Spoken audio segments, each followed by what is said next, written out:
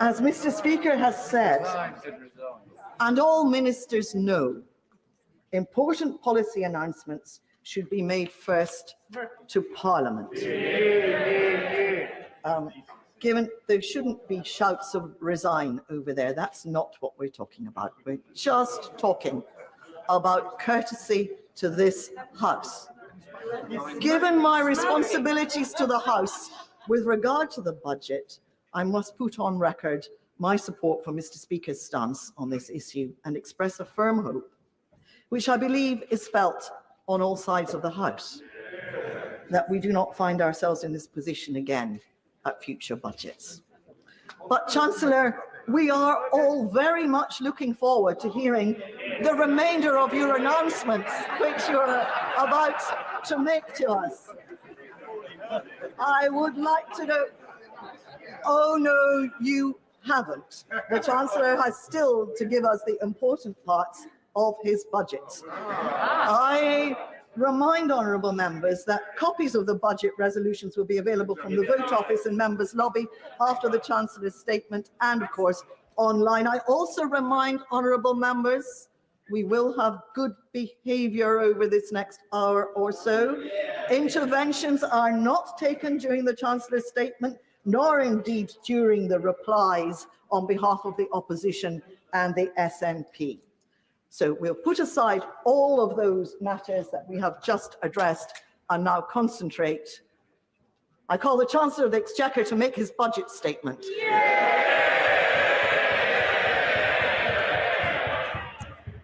Madam Deputy Speaker, I've heard your words and those of Mr. Speaker. I have the greatest respect for you both, and I want to assure you that I have listened very carefully to what you have said.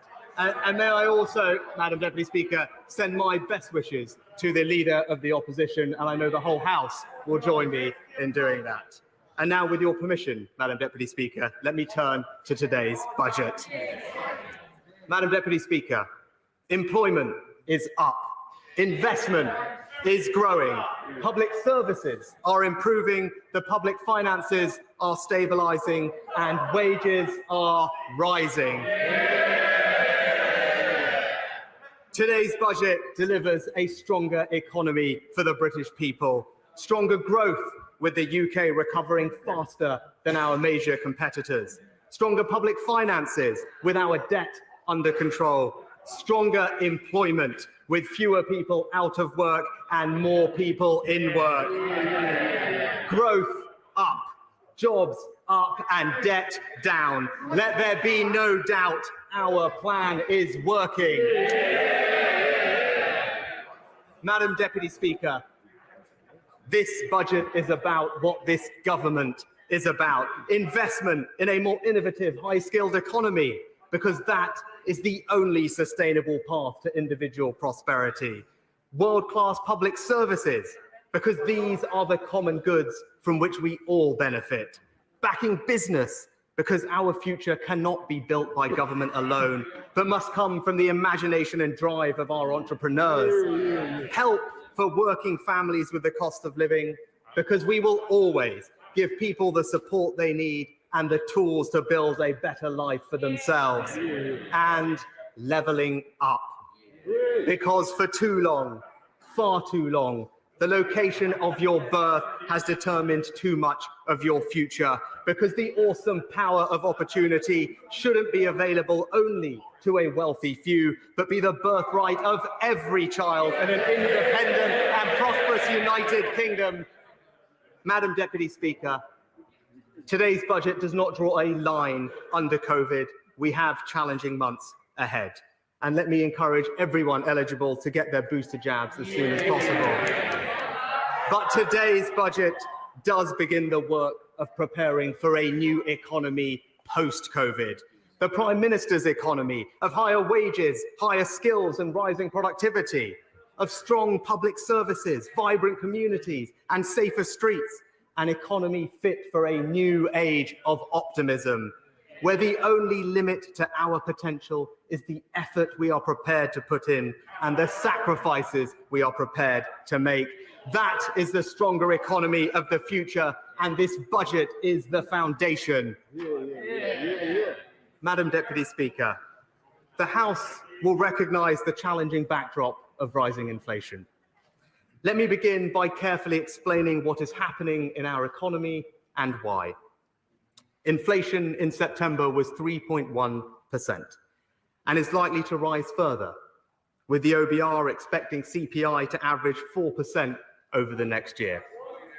The majority of this rise in inflation can be explained by two global forces. First, as economies around the world reopen, demand for goods has increased more quickly than supply chains can meet. Having been shut down for almost a year, it takes time for factories to scale up production, for container ships to move goods to where demand is, for businesses to hire the people they need. And second, global demand for energy has surged at a time when supplies have already been disrupted, putting a strain on prices. In the year to September, the global wholesale price of oil, coal, and gas combined has more than doubled. The pressures caused by supply chains and energy prices will take months to ease. It would be irresponsible for anyone to pretend that we can solve this overnight. I am in regular communication with finance ministers around the world, and it's clear these are shared global problems, neither unique to the UK nor possible for us to address on our own. But where the government can ease these pressures, we will act. To address the driver shortage, the Transport Secretary is introducing temporary visas, tackling testing backlogs, changing cabotage requirements, and is today announcing new funding to improve lorry park facilities. We've already suspended the HGV levy until August, and I can do more today, extending it for a further year until 2023 and freezing vehicle excise duty for heavy goods vehicles. To help with the cost of living, we've introduced a new £500 million household support fund, and today's budget will support working families further.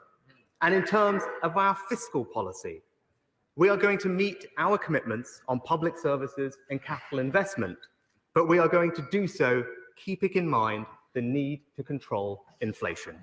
And finally, I have written to the Governor of the Bank of England today to reaffirm their remit to achieve low and stable inflation. And people should be reassured they have a strong track record in doing so. I understand people are concerned about global inflation, but they have a government here at home ready and willing to act. And Madam Deputy Speaker, in a period of global uncertainty, you need to work hard to maintain a strong economy and be responsible with the public finances, and that is what we are doing. I'm grateful to the OBR for their work, and I'm pleased to say they now expect our recovery to be quicker.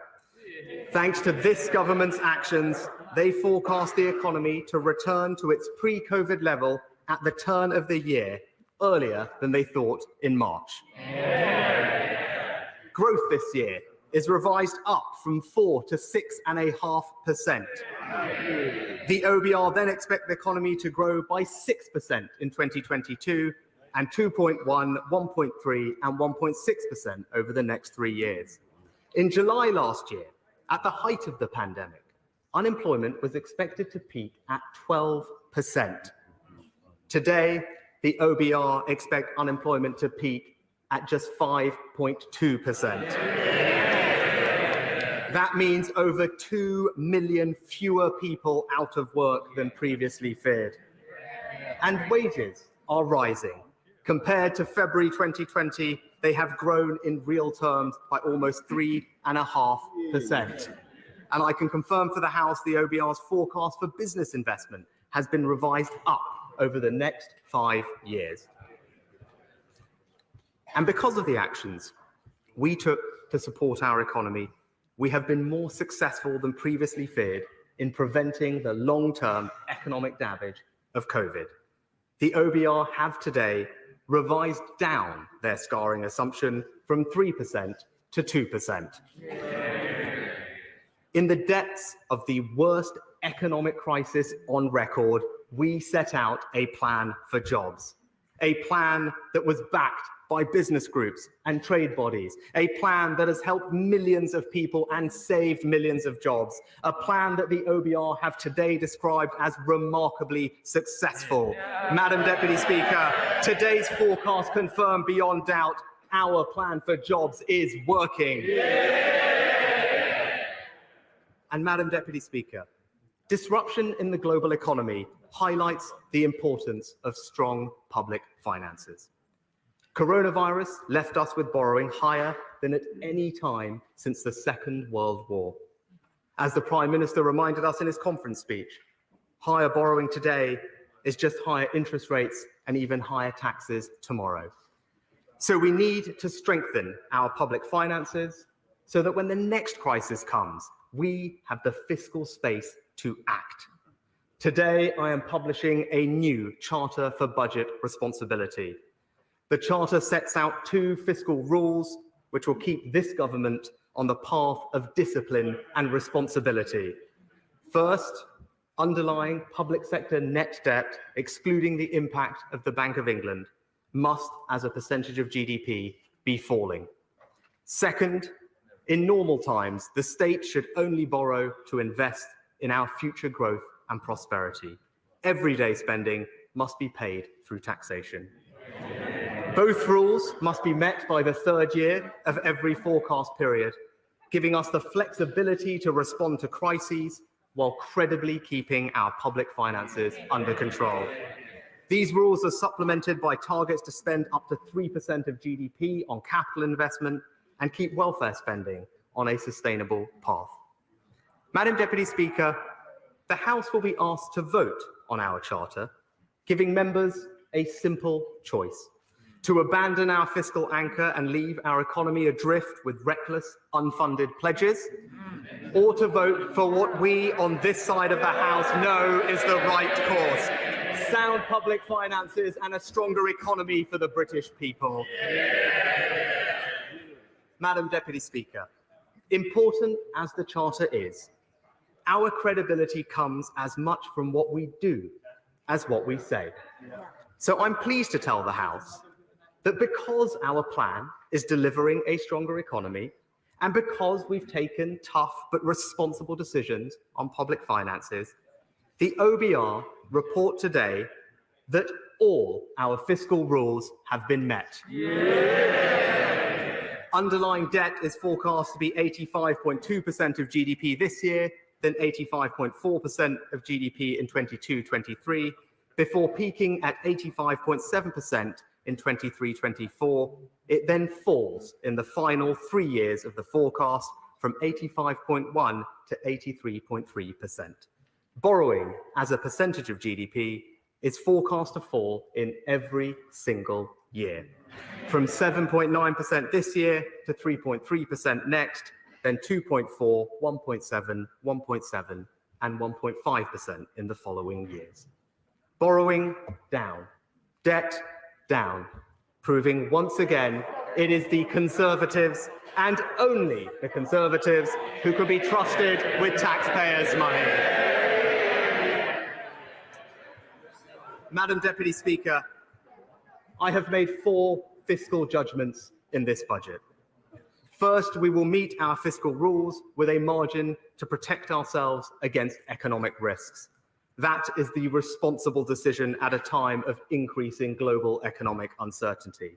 When our public finances are twice as sensitive to changes in interest rates as they were before the pandemic, and 6 times as sensitive as they were before the financial crisis. Just a 1 percentage point in inflation and interest rates would cost us around £23 billion. My second judgment today is to continue supporting working families. Third, as well as helping people at home, our improving fiscal situation means we will meet our obligations to the world's poorest. I told the House then we met our fiscal test, we would return to spending 0.7% of our national income on overseas aid. Some people said this was a trick or a device. I told this House it was no such thing. And based on the tests I set out, today's forecasts show that we are, in fact, scheduled to return to 0.7 in 24-25 before the end of this Parliament.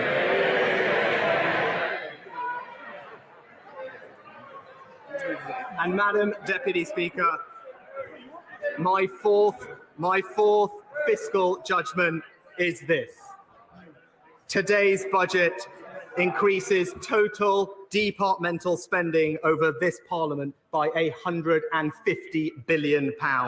That's the largest increase this century, with spending growing by 3.8% a year in real terms. As a result of this spending review, and contrary to speculation, there will be a real terms rise in overall spending for every single department. And public sector net investment as a share of GDP will be at the highest sustained level for nearly half a century. If anybody still doubts it, today's budget confirms the Conservatives are the real party of public services.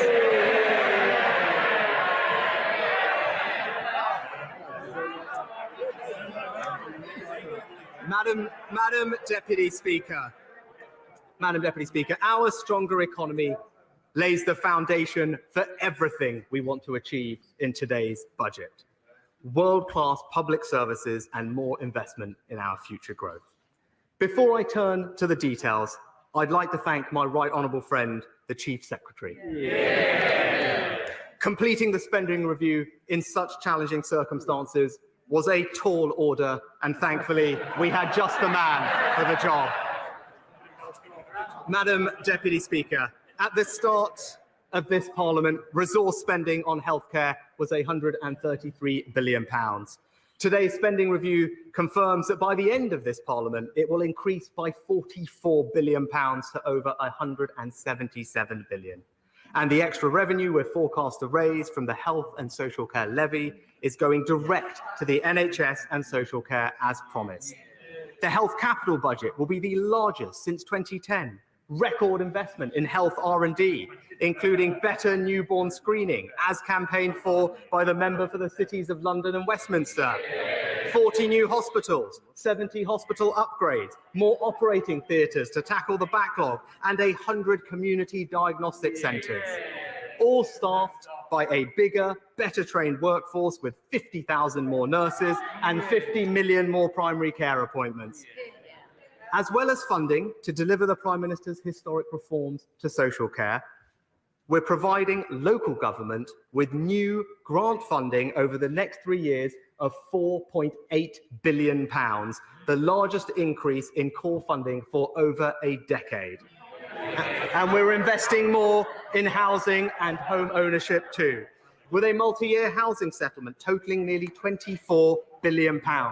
11.5 billion to build up to the 180,000 new affordable homes, the largest cash investment in a decade, 20% larger than the previous programme. And we're investing an extra £1.8 billion, enough to bring 1,500 hectares of brownfield land into use, meet our commitment to invest £10 billion in new housing, and unlock 1 million new homes. We're also confirming £5 billion to remove unsafe cladding from the highest risk buildings, partly funded by the Residential Property Developers Tax, which I can confirm will be levied on developers with profits over £25 million at a rate of 4%. And we've also reduced rough sleeping by over a third, but we will go further, with £640 million a year for rough sleeping and homelessness, an 85% increase in funding compared to 2019.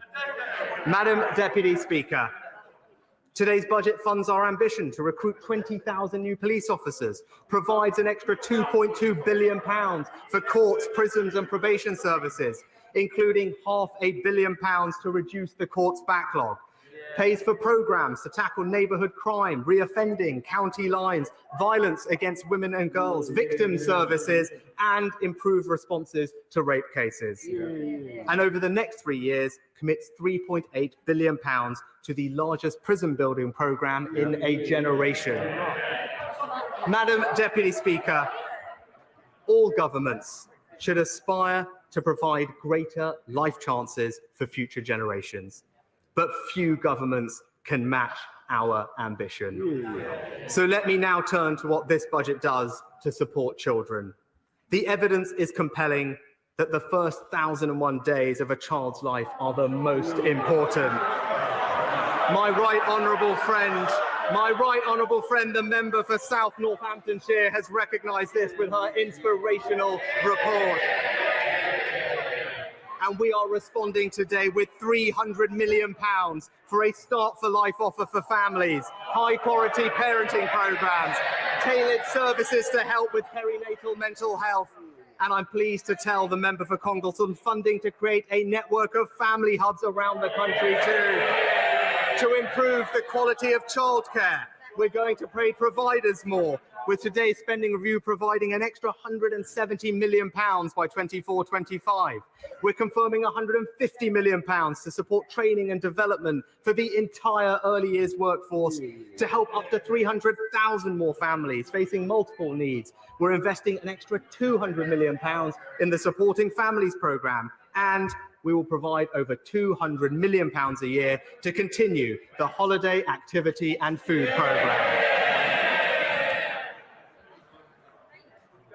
Today's spending review also delivers our commitment to schools with an extra £4.7 billion by 24-25, which, combined with the ambitious plans we announced at the spending review of 2019, will restore per pupil funding to 2010 levels in real terms, equivalent to a cash increase for every pupil of more than £1,500.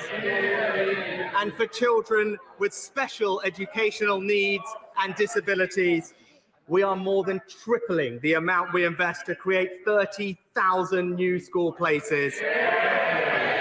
And we know that the pandemic can cause significant disruption to children's learning. We've already announced £3.1 billion to help education recovery. Today, as promised by the Prime Minister and the Education Secretary, we will go further with just under £2 billion of new funding to help schools and colleges, bringing this government's total support for education recovery to almost £5 billion.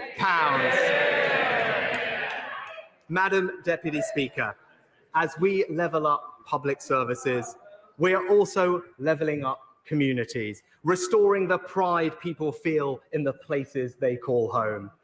To do that, we're providing £560 million for youth services, enough to fund up to 300 youth clubs across the country, over £200 million to build or transform 8,000 state-of-the-art community football pitches across the UK, funding to turn over 100 areas of derelict land into new pocket parks, and I'm allocating the first round of bids from the Levelling Up Fund. £1.7 billion to invest in the infrastructure of everyday life in over 100 local areas, with £170 million in Scotland, £120 million in Wales, and £50 million in Northern Ireland, more than their Barnet shares. This will benefit the whole United Kingdom. We are backing projects in Aberdeen, Bury, Burnley, Lewes, Clwyd South, and not one, not two, but 3 successful projects for the great city of Stoke-on-Trent. But that's not all. We're also going to fund projects in Ashton-under-Lyne, South Leicester, Sunderland, Doncaster, and West Leeds. Madam Deputy Speaker, we are so committed to levelling up, we are even levelling up the opposition front bench. Madam Deputy Speaker, levelling up is also about protecting our unique culture and heritage. The British Museum, Tate Liverpool, the York Railway Museum, we're investing £800 million to protect museums, galleries, libraries, and local culture. And thanks to the Culture Secretary, over 100 regional museums and libraries will be renovated, restored, and revived. And she secured up to £2 million to start work on a new Beatles attraction on the Liverpool waterfront. We're also going to review our museum freedoms and make our creative tax reliefs more generous.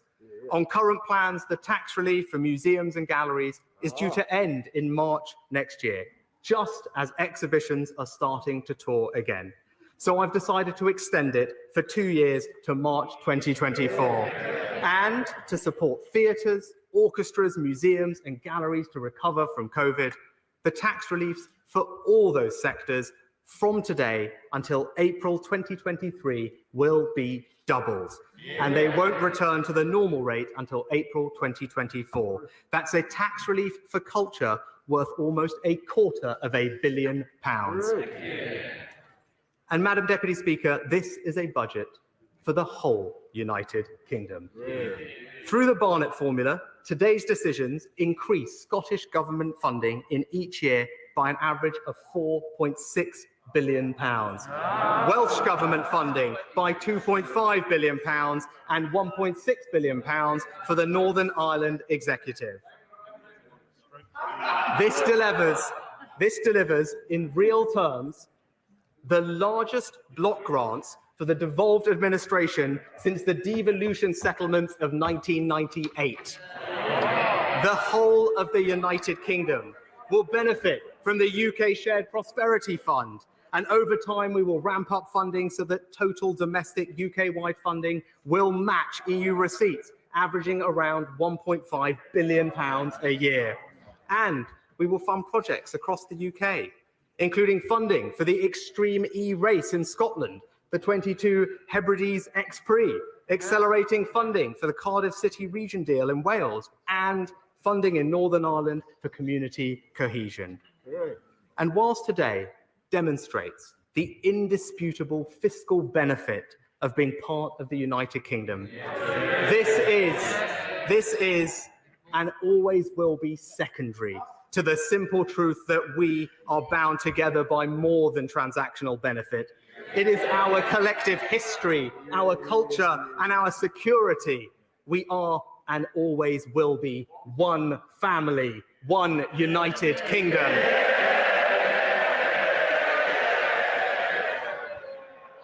Madam Deputy Speaker, whilst today's budget delivers historically high levels of public spending, its success will be measured not by the billions we spend, but by the outcomes we achieve and the difference we make to people's lives. The budgets are set, the plans are in place, the task is clear.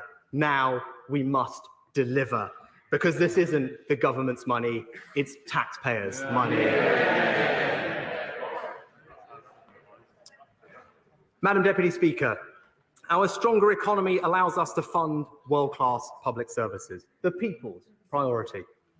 But over the long term, the only way to pay for higher spending is economic growth. And if we want to see higher growth, we've got to tackle the problem that's been holding back this country for far too long: our uneven economic geography. As we come out of the worst economic shock we've ever seen, we've got a choice: to retrench or to invest. This government chooses to invest. To invest in our economic infrastructure, to invest in innovation, to invest in skills, to invest in a plan for growth that builds a stronger economy for the future. That's what this budget is about, and that's what this government is about. Madam Deputy Speaker, infrastructure connects our country, drives productivity, and levels up. That's why our national infrastructure strategy invests in economic infrastructure like roads, railways, broadband and mobile, over £130 billion. To connect our towns and cities, we're investing £21 billion on roads and £46 billion on railways. Our integrated rail plan will be published soon, dramatically improving journey times between our towns and cities. And today, we're providing £5.7 billion for London-style transport settlements in Greater Manchester, the Liverpool City region, the Tees Valley, South Yorkshire, West Midlands, and the west of England. And we're helping local transport everywhere, with £2.6 billion for a long-term pipeline of over 50 local roads upgrades, over £5 billion for local roads maintenance, enough to fill 1 million more potholes a year, and funding for buses, cycling and walking, totalling more than £5 billion. The Prime Minister promised an infrastructure revolution. This budget delivers an infrastructure revolution. Madam Deputy Speaker, investment in our infrastructure is just the first step. We need to do what the people of this country have always done: invent, discover, and create the ideas and technologies that will change the world. So we will also invest more in innovation. The UK is already a world leader. With less than 1% of the world's population, we have 4 of the world's top 20 universities, 14% of the world's most impactful research, and the second most Nobel laureates. We want to go further. I can confirm we will maintain our target to increase R&D investment to £22 billion. But in order to get there and deliver on our other priorities, we'll reach the target in 26-27, spending by the end of this Parliament £20 billion a year on R&D. That's a cash increase of 50%, the fastest increase ever. And I can confirm for the House that this £20 billion is in addition to the cost of our R&D tax reliefs. Combined with those tax reliefs, total public investment in R&D is increasing from 0.7% of GDP in 2018 to 1.1% of GDP by the end of the Parliament. How does 1.1% compare internationally? Well, the latest available data shows an OECD average of just 0.7%. Germany investing 0.9%, France 1%, and the United States just 0.7%. This unprecedented funding will increase core science funding to £5.9 billion per year by 24-25, a cash increase of 37%. Meet the full cost of associating with Horizon Europe, establish the new Advanced Research and Invention Agency with £800 million by 25-26, and strengthen our focus on late-stage innovation, increasing Innovate UK's annual core budget to £1 billion, double what it was at the start of this Parliament. Madam Deputy Speaker, there's more to becoming a science superpower than just what the government spends on R&D. Our ambitious net zero strategy is also an innovation strategy, investing £30 billion to create the new green industries of the future. We've just issued our second green bond, making us the 3rd largest issuer of sovereign green bonds anywhere in the world. London last week was named the best place in the world for green finance. And on Monday, the new UK Infrastructure Bank announced its first ever investment, £107 million to support offshore wind in Teesside. And to build on this work, 1 week today, I'll be hosting global finance ministers and businesses at COP26.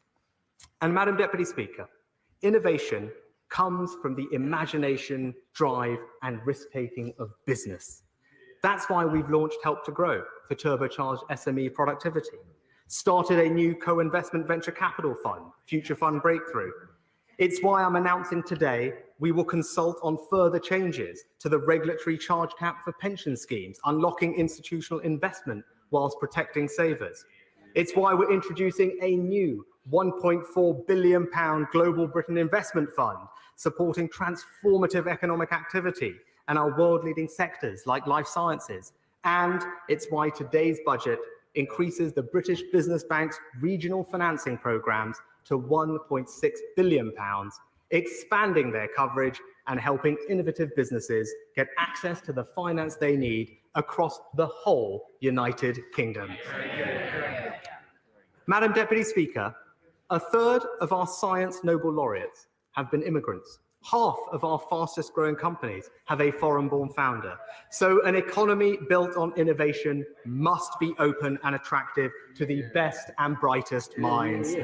Thanks to our brilliant Home Secretary, today's budget confirms the eligibility criteria for our new scale-up visa, making it quicker and easier for the fast-growing businesses to bring in highly skilled individuals. And the Trade Secretary's new global talent network, launching initially in the Bay Area, Boston and Bangalore, will identify, attract and relocate the best global talent in science and tech sectors, all part of our plan to make our visa system for international talent the most competitive in the world.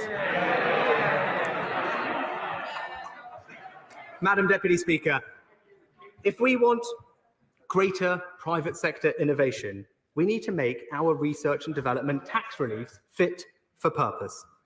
The latest figures show the UK has the second highest spending on R&D tax reliefs in the OECD, yet it's not working as well as it should. UK business investment in R&D is less than half the OECD average. We've reviewed the reliefs and identified two issues we are solving today. First, the reliefs need to reflect how businesses conduct research in the modern world. So, as many companies have called for, I'm expanding the scope of the reliefs to include cloud computing and data costs. The second problem is this. Companies claimed UK tax relief on £48 billion of R&D spending. Yet UK business investment was around half of that, at just £26 billion. We are subsidising billions of pounds of R&D that isn't even happening here in the United Kingdom. That's unfair on British taxpayers, and it puts us out of step with places like Australia, Canada, Hong Kong, Singapore, Switzerland, and the USA, who have all focused their R&D tax reliefs on domestic activity. So from April 2023, we are going to do the same and incentivise greater investment here at home.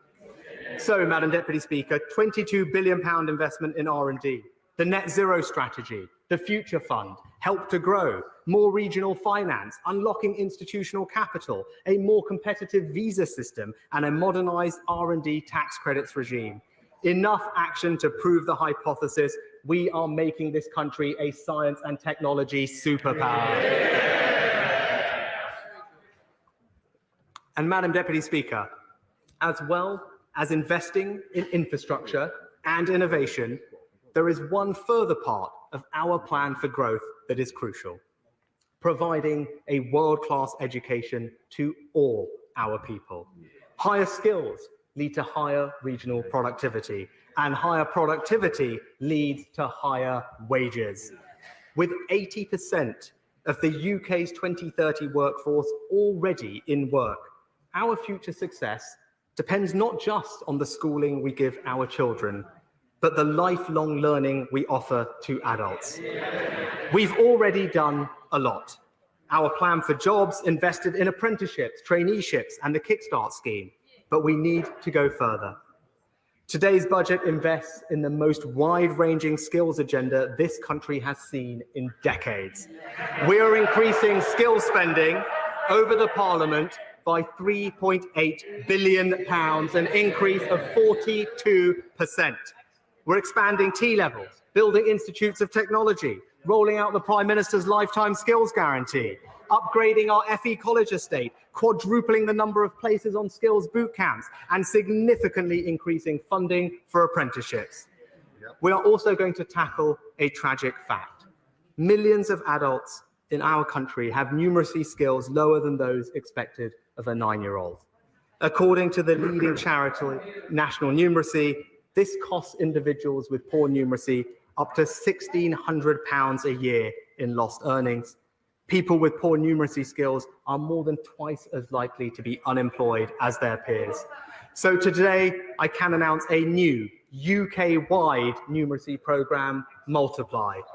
With £560 million, Multiply will improve basic math skills and help to change people's lives across the whole United Kingdom. So, Madam Deputy Speaker, we're building our infrastructure with new roads, railways and broadband, cementing our status as a science and technology superpower, and strengthening the skills of our people, the country's greatest asset. That is a real plan for growth, and that's how this government is building a stronger economy for the British people. Madam Deputy Speaker, world-class public services are the people's priority. Investment in infrastructure, innovation and skills will create the growth that we need to pay for them. But as Conservatives, we know that government action alone won't be enough to create a stronger economy. We want this country to be the most exciting and dynamic place in the world for business. And now that we've left the EU, we have the freedom to do things differently and deliver a simpler, fairer tax system. I want to begin with one of our smallest taxes, but a tax which plays an important role in one of our preeminent industries, shipping. Now that we've left the EU, today we start reforming our tonnage tax regime to make it simpler and more competitive. And we're also making it fairer for UK taxpayers. When we were in the old EU system, ships in the tonnage tax regime were required to fly the flag of an EU state. But that doesn't make sense for an independent nation. So I can announce today that our tonnage tax will, for the first time ever, reward companies for adopting the UK merchant shipping flag, the red ensign. That is entirely fitting for a country with such a proud maritime history as ours. And Madam Deputy Speaker, I am sure the opposition will be delighted that red flags are still flying somewhere in this country, even if they are all at sea. Let me turn now to air passenger duty. Right now, people pay more for return flights with and between the 4 nations of the United Kingdom than they do when flying home from abroad. We used to have a return leg exemption for domestic flights, but were required to remove it in 2001.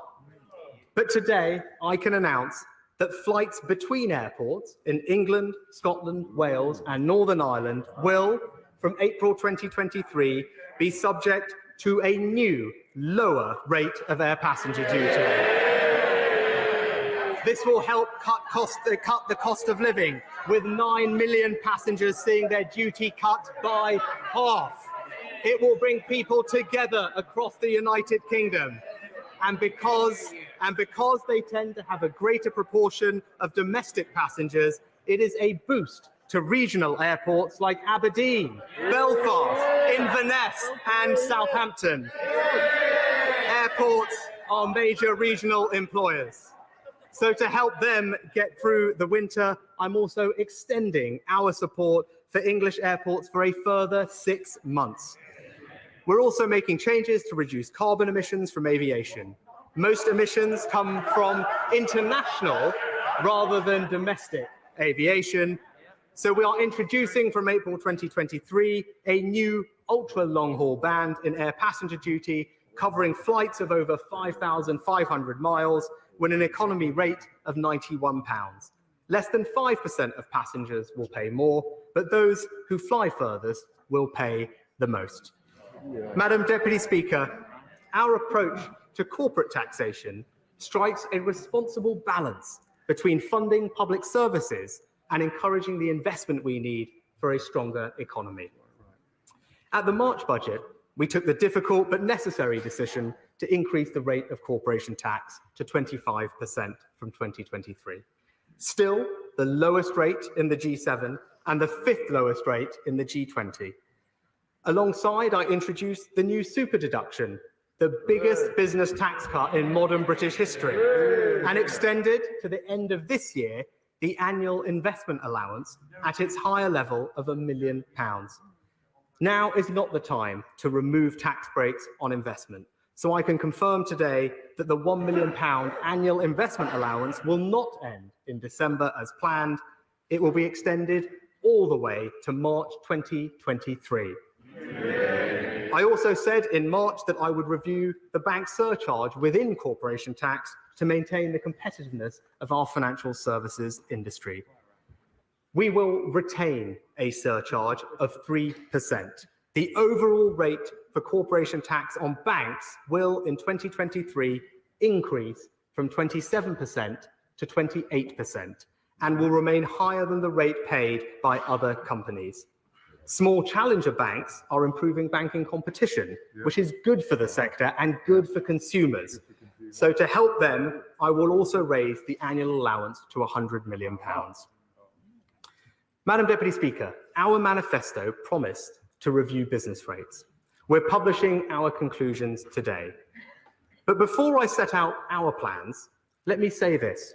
We on this side of the House are clear that reckless, unfunded promises to abolish a tax which raises £25 billion every year are completely irresponsible. It would be wrong to find £25 billion a year in extra borrowing, cuts to public services, or tax rises elsewhere. So we will retain business rates, but with key reforms to ease the burden and create stronger high streets.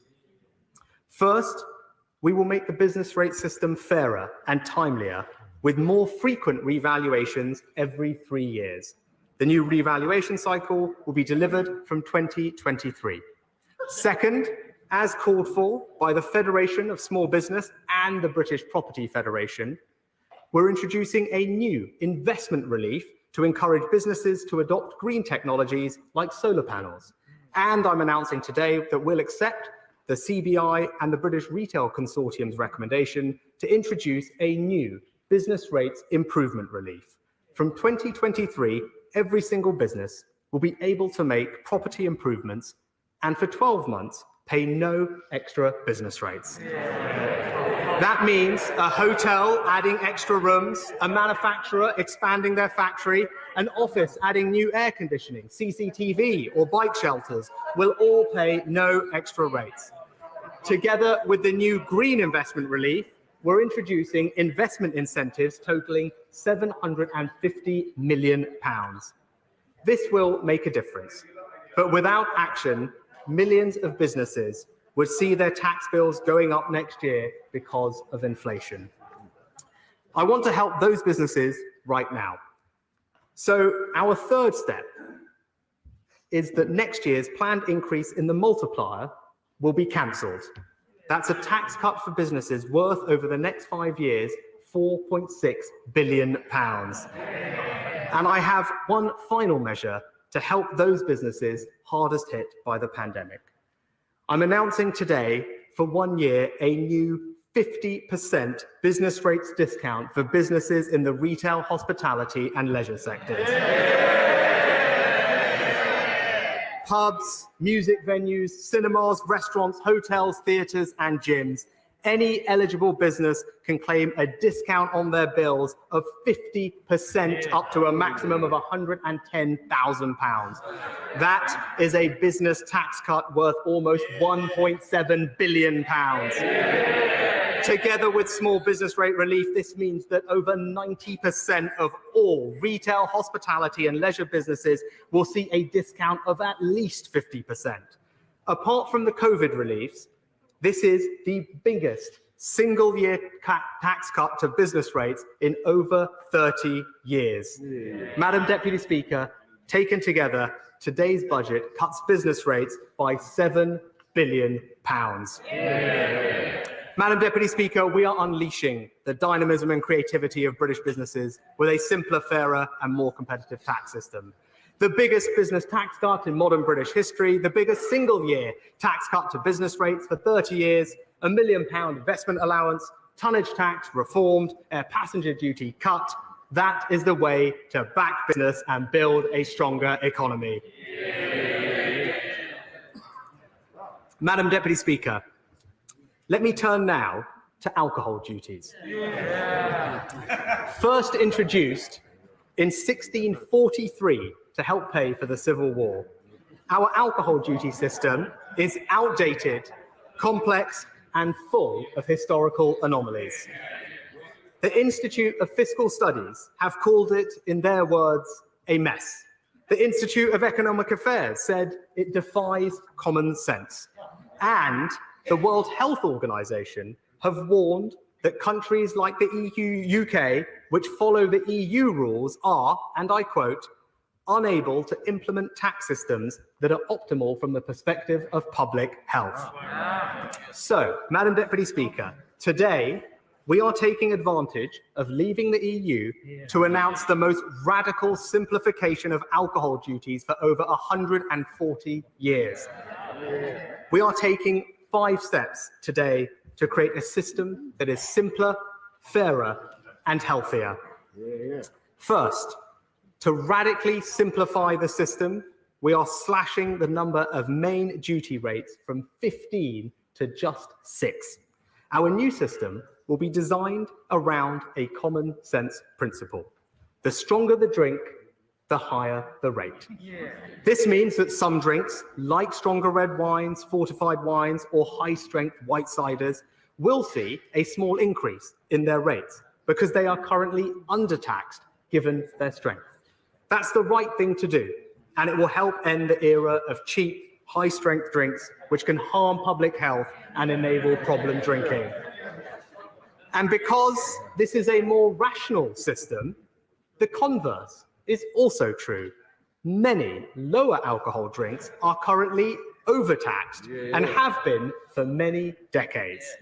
Rosé, fruit ciders, liqueurs, lower strength beers and wines, today's changes mean that they will pay less. The second step I'm taking today will encourage small, innovative craft producers. I'm announcing proposals for a new small producer relief. This will extend the principle of small brewers relief to include, for the first time ever, small cider makers and other producers making alcoholic drinks of less than 8.5%. Third, I'm going to modernize the system to reflect the way that people drink today. Over the last decade, consumption of sparkling wines like Prosecco has doubled. English sparkling wine has increased almost tenfold. It's clear they are no longer the preserve of wealthy elites. And they are no stronger than still wines. So I'm going to end the irrational duty premium of 28% that they currently pay. Sparkling wines, wherever they are produced, will now pay the same duty as still wines of equivalent strength. And because growing conditions in the UK typically favour lower strength and sparkling wines, this means English and Welsh wines, compared with stronger imported wines, will now pay less.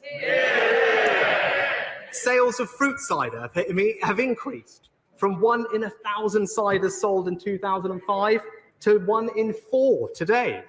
But they can pay 2 or 3 times as much duty as cider that is made with apples or pears. So we are cutting the duty on them too. The fourth step I'm taking today will directly support the home of British community life for centuries, our pubs. Even before the pandemic, pubs were struggling. Between 2000 and 2019, consumption in the on-trade fell by 40%. And many public health bodies recognise that pubs are often safer drinking environments than being at home. So, as the members for Dudley South and North West Durham will agree, a fairer, healthier system supports pubs. So I can announce today draft relief. Draft relief will apply a new lower rate of duty on draft beer and cider.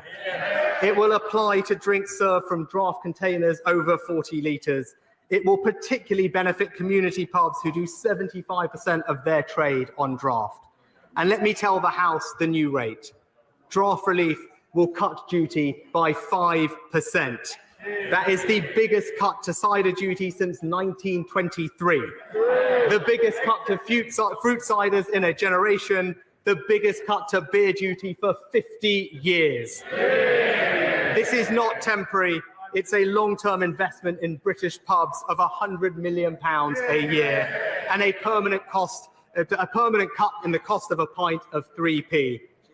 And I cannot wait, Madam Deputy Speaker, for the opposition to accuse me tomorrow of beer barrel politics. Madam Deputy Speaker, these much-needed reforms will come into effect in February 2023, but I want to help the hospitality industry right now. So, for my final announcement on alcohol duties today, I can confirm that the planned increase in duty on spirits like Scotch whisky, wine, cider, and beer will all, from midnight tonight, be cancelled. That's a tax cut worth £3 billion. Madam Deputy Speaker, our reforms make the alcohol duty system simpler, fairer, and healthier. They help with the cost of living while tackling problem drinking. They support innovative entrepreneurs and craft producers. They back pubs and public health. And they are only possible because we've left the European Union.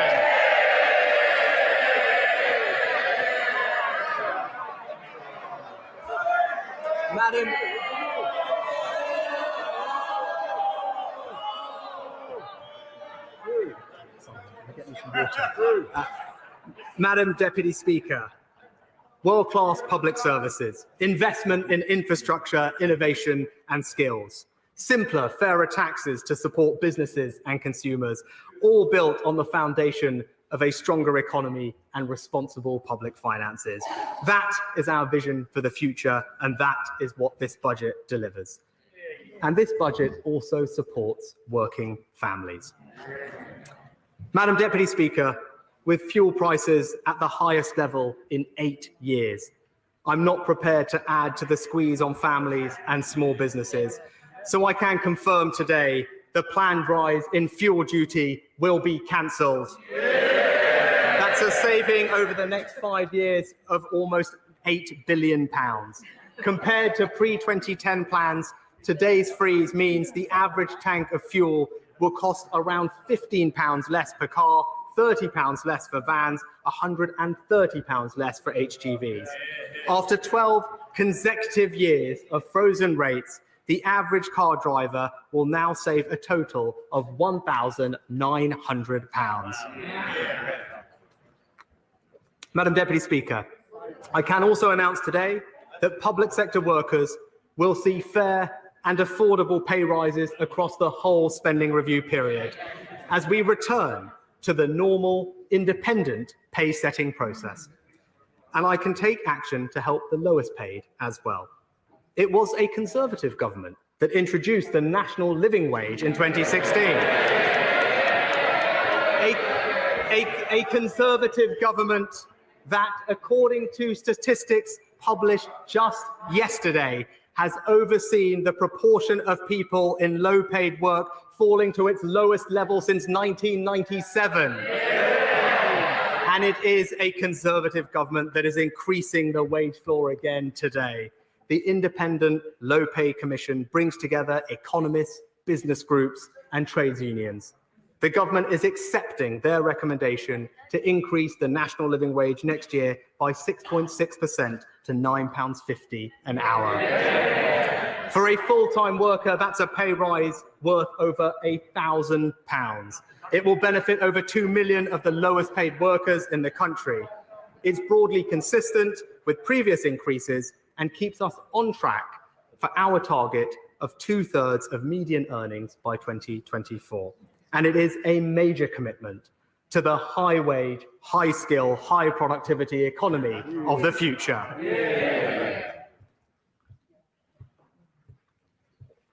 Madam Deputy Speaker, as we build this stronger economy, we're doing so at the end of an extraordinary 18 months. COVID wasn't just a public health challenge. It wasn't just an economic challenge. It was a moral challenge too. We had to show that we could pull together as a country, and we did. We had to put aside questions of ideology and orthodoxy, to do whatever it took to care for our people and each other. And we did. There's a different kind of moral dimension to the economic challenge we face now. Last year, the state grew to be over half the size of the total economy. Taxes are rising to their highest level as a percentage of GDP since the 1950s. I don't like it, but I cannot apologize for it. It is the result of the unprecedented crisis we faced and the extraordinary action we took in response. But now we have a choice. Do we want to live in a country where the response to every question is what is the government going to do about it? Where every time prices rise, every time a company gets in trouble, every time some new challenge emerges, the answer is always the taxpayer must pay? Or do we choose to recognize that government has limits? Government should have limits. If this seems a controversial statement to make, then I'm all the more glad for saying it, because that means it needed saying, and it is what we believe. There is a reason we talk about the importance of family, community, and personal responsibility, not because these are an alternative to the market or the state. It's because they are more important than the market or the state. The moments that make life worth living aren't created by government, aren't announced by government, aren't granted by government. They come from us as people, our choices, our sacrifices, our efforts. And we believe people should keep more of the rewards of those efforts. Yes, we've taken some corrective action to fund the NHS and get our debt under control. But as we look towards the future, I want to say this simple thing to the House and the British people. My goal is to reduce taxes. By the end of this Parliament, I want taxes to be going down, not up. I want this to be a society that rewards energy, ingenuity, and inventiveness. A society that rewards work. That is what we believe on this side of the House. That is my mission over the remainder of this Parliament. And the final announcement in today's budget takes a first step. Madam Deputy Speaker, for many of the lowest paid in society, there is a hidden tax on work. The universal credit taper withdraws support as people work more hours. The rate is currently 63%. So for every £1 someone earns, their universal credit is reduced by 63p. Let us be in no doubt, this is a tax on work, and a high rate of tax at that. Organisations as varied as the Trades Union Congress, the Joseph Rowntree Foundation, the Resolution Foundation, the Centre for Policy Studies, and the Centre for Social Justice have all said it is too high.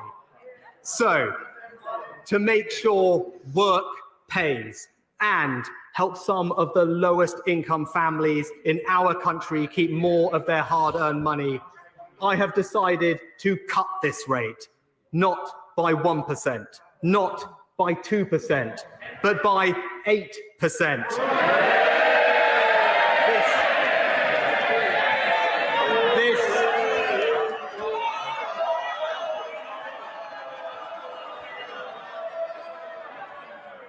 This is a tax on working people, and we are cutting it from 63 to 55%.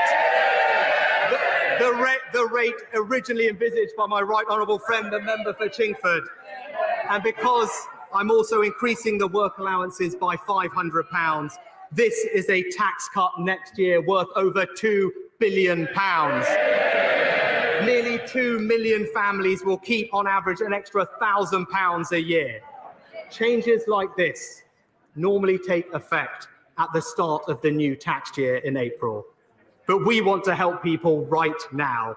So we will introduce this within weeks and no later than December the 1st. Let me tell the House what these changes mean. A single mother of two, renting and working full-time on the national living wage, will be better off by around £1,200.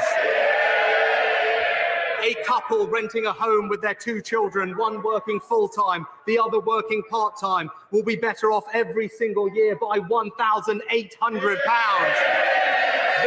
This is a £2 billion tax cut for the lowest paid workers in our country. It supports working families, it helps with the cost of living, and it rewards work. So, Madam Deputy Speaker, fuel duty cut, air passenger duty cut, alcohol duty cut, the biggest cut to business rates in 30 years. Growth up, jobs up, wages up. Public finances back in a better place, more investment in infrastructure, innovation and skills, a pay rise for over 2 million people and a £2 billion tax cut for the lowest paid. This budget helps with the cost of living. This budget levels up to a higher wage, higher skill, higher productivity economy. This budget builds a stronger economy for the British people, and I commend it to the House.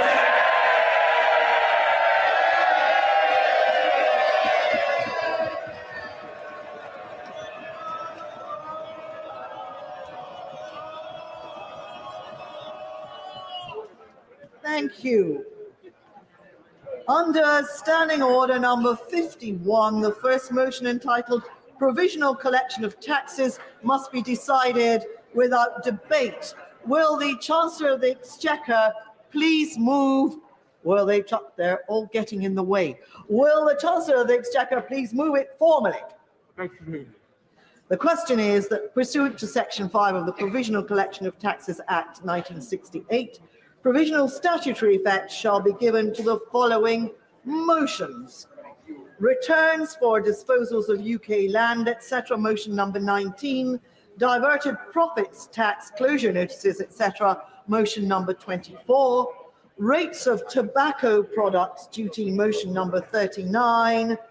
And vehicle excise duty exemption for cabotage operations. Motion number 41. As mayors that opinion, say aye. Aye. Of the contrary, no. I think the ayes have it. The ayes have it. So we now come to the motion entitled Income Tax Charge. It is on this motion that the debate will take place today and on succeeding days.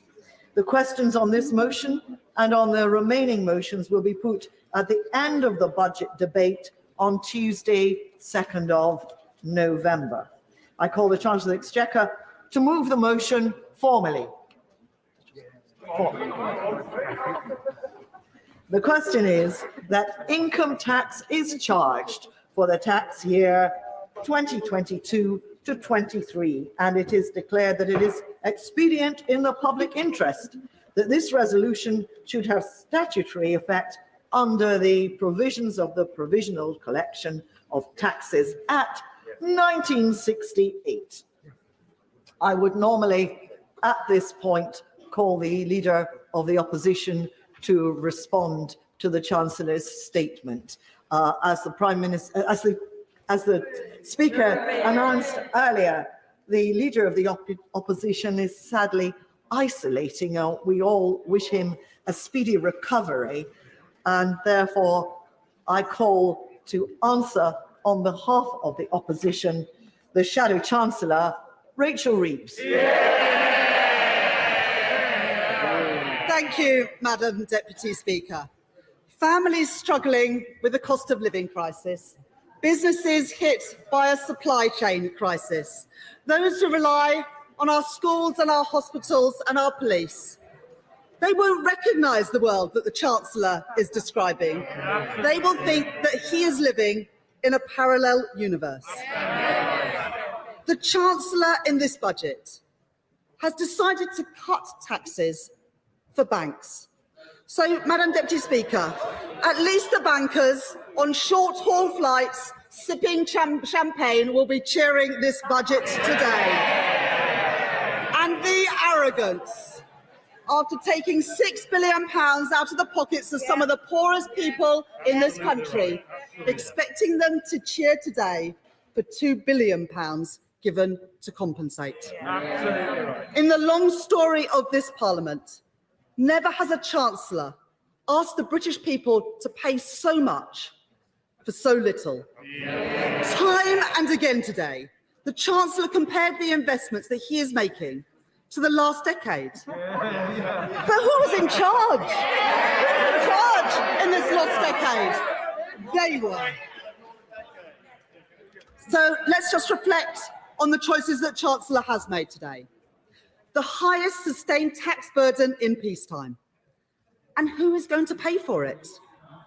It's not international giants like Amazon.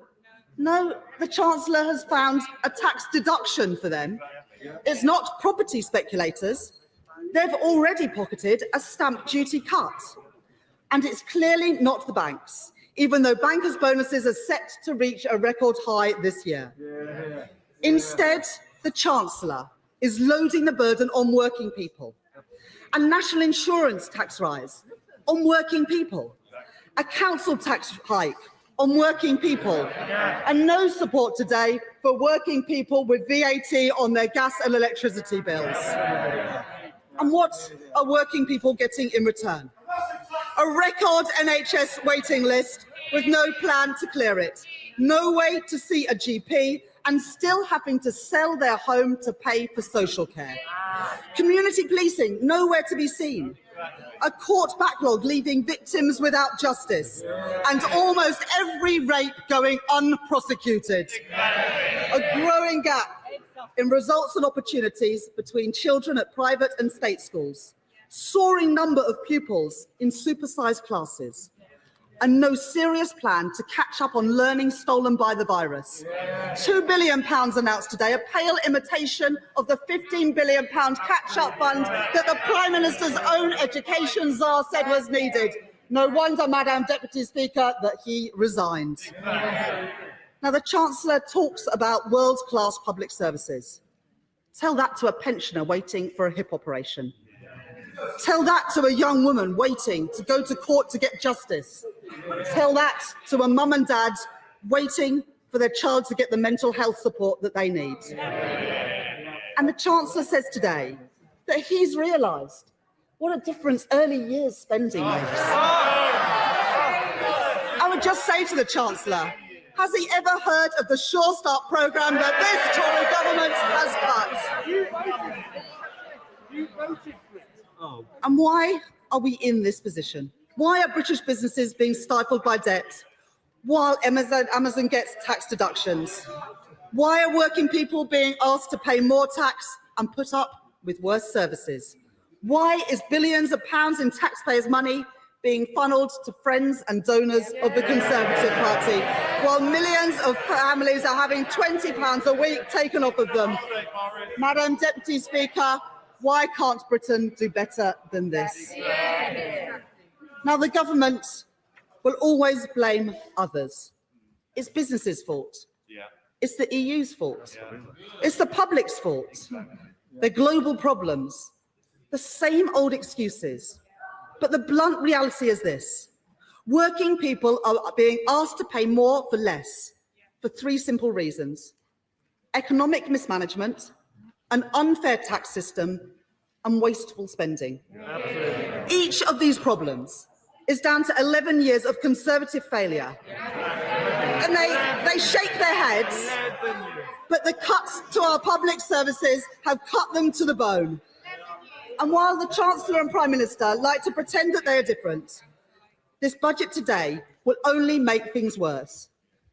The solution starts with growth. The government is caught in a bind of its own making, because low growth inexorably leads to less money for our public services unless taxes rise.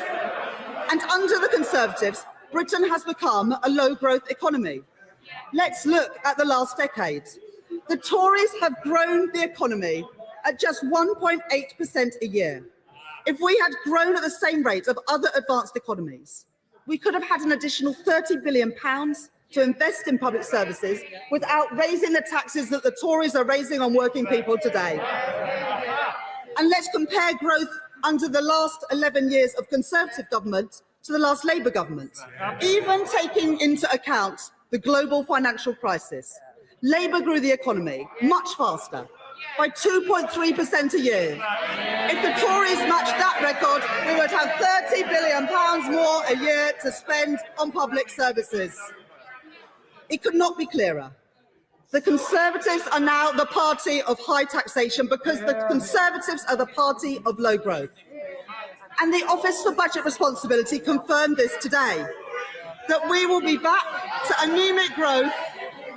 They might not like this, but the Office of Budget Responsibility said that by the end of this Parliament, the UK economy will be growing by just 1.3%, which is hardly the plan for growth that the Chancellor boasted about today, hardly a ringing endorsement of his announcements. Under the Tory decade, we have had low growth, and there's not much growth to look forward to. Now, the economy has been weakened by the pandemic, but also by the government's mishandling of it. Responding to the virus has been a huge challenge.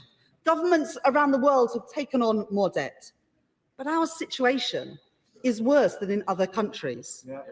Worse because our economy was already fragile going into the crisis. Too much inequality, too much insecure work, too little resilience in our public services. And worse, because the Prime Minister dithered and delayed, against scientific advice, egged on by the Chancellor, we ended up facing harsher and longer restrictions than other countries. So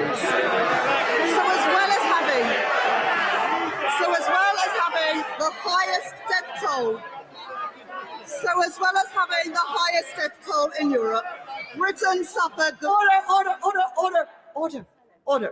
Order. We've got to be able to hear the honourable lady. Now, Rachel Reeves. So as well as having the highest death toll in Europe, Britain has suffered the worst economic hit of any major economy. Now, the Chancellor now boasts that we are growing faster than others, but that's because we fell the furthest. And whilst the US and others have already seen their economy bounce back to levels seen before the pandemic, the UK hasn't. Our economy is set to be permanently weaker. On top of all that, the government is now lurching from crisis to crisis. People avoiding journeys because they can't fill up their petrol tank is not good for the economy. People spending less because the cost of the weekly shop has exploded is not good for the economy. And British exporters facing more barriers than their European competitors because of the deal that this government did is not good for our economy. If this were a plan, it would be economic sabotage. And when the Prime Minister isn't blagging that this chaos is part of his cunning plan, he says that he's not worried about inflation. Well, tell that to families struggling with rising gas and electricity bills, with rising prices of petrol at the pump, and with rising food prices. He's out of touch, he's out of ideas, and he's left working people out of pocket. Madam Deputy Speaker, Conservative mismanagement has made the fiscal situation tight. And when times are tight, it's even more important to ensure that taxes are fair, that taxpayers get value for money, but this government fails on both fronts. We have a grossly unfair tax system, with the burden being heaped on working people. Successive budgets now have raised council tax, have raised income tax, and now they have raised national insurance too. But taxes on those with the broadest shoulders, those who earn their income from stocks and shares and dividends and property portfolios, they've been left barely untouched. Businesses based on the high streets are the lifeblood of our communities and often the first venture for entrepreneurs. But despite what the Chancellor has said today, businesses will still be held back by punitive and unfair business rates. The government has failed to tax the online giants and watered down global efforts to create a level playing field. And just when we needed every penny of public money to make a difference, We have a government that is a byword for waste, cronyism and vanity projects. We've had £37 billion for a test and trace system that the spending watchdog says treats taxpayers like an ATM cash machine. A yacht for ministers, a fancy paint job for the Prime Minister's plane, and a TV studio for Conservative Party broadcasts, which seems to have morphed into the world's most expensive home cinema. £3.5 billion of government contracts awarded to friends and donors of the Conservative Party. A £190 million loan to a company employing the Prime Minister's former Chief of Staff. £30 million to the former Health Secretary's pub landlord. And every single one of those cheques signed by the Chancellor. And now he comes to ordinary working people and asks them to pay more than they have been ever asked to pay before. And at the same time, to put up with worse public services, all because of his economic mismanagement, his unfair tax system, and his wasteful spending. Now, of course, there are some welcome measures in this budget today, as there are in any budget. Labour welcomes the increase in the national minimum wage, but the government needs to go further and faster. If they had backed Labour's position of an immediate rise to at least £10 an hour, then a full-time worker on the national minimum wage would be in line for an extra £1,000 a year. Ending the punitive public sector pay freeze is welcome, but we know how much this Chancellor likes his smoke and mirrors. So we'll be checking the books to make sure that the money is there for a real terms pay rise. Labour also welcomes the government's decision to reduce the universal credit taper rate, as we have consistently called for. But the system has got so out of whack that even after this reduction, working people on universal credit still face a higher marginal tax rate than the Prime Minister. And those unable to work through no fault of their own still face losing over £1,000 a year. And for families who go out to work every day, but don't get government benefits, on an average wage, who have to fill up their car with petrol to get to work, who do that weekly shop, and who see their gas and electricity prices go up, this budget today does absolutely nothing for them. We have a cost of living crisis. The government has no coherent plan to help families cope with rising energy prices. And whilst we welcome the action taken today on universal credit, millions will still struggle to pay the bills this winter. The government has done nothing to help people with their gas and electricity bills with that cut in VAT receipts, as Labour has called for. A cut that is possible because we are outside the European Union and could be funded by the extra VAT receipts that have been experienced in the last few months. Working people are left out in the cold while the government hammers them with tax rises. Now, national insurance is a regressive tax on working people. It is a tax on jobs. Under the Chancellor's plans, a landlord renting out dozens of properties won't pay a penny more in tax, but their tenants in work will face tax rises of hundreds of pounds a year. And he is failing to tackle another huge issue of the day: adapting to climate change. Adapting to climate change presents opportunities, more jobs, lower bills and cleaner air, but only if we act now and if we act at scale. According to the Office for Budget Responsibility, failure to act will mean public sector debt explodes later to nearly 300% of GDP.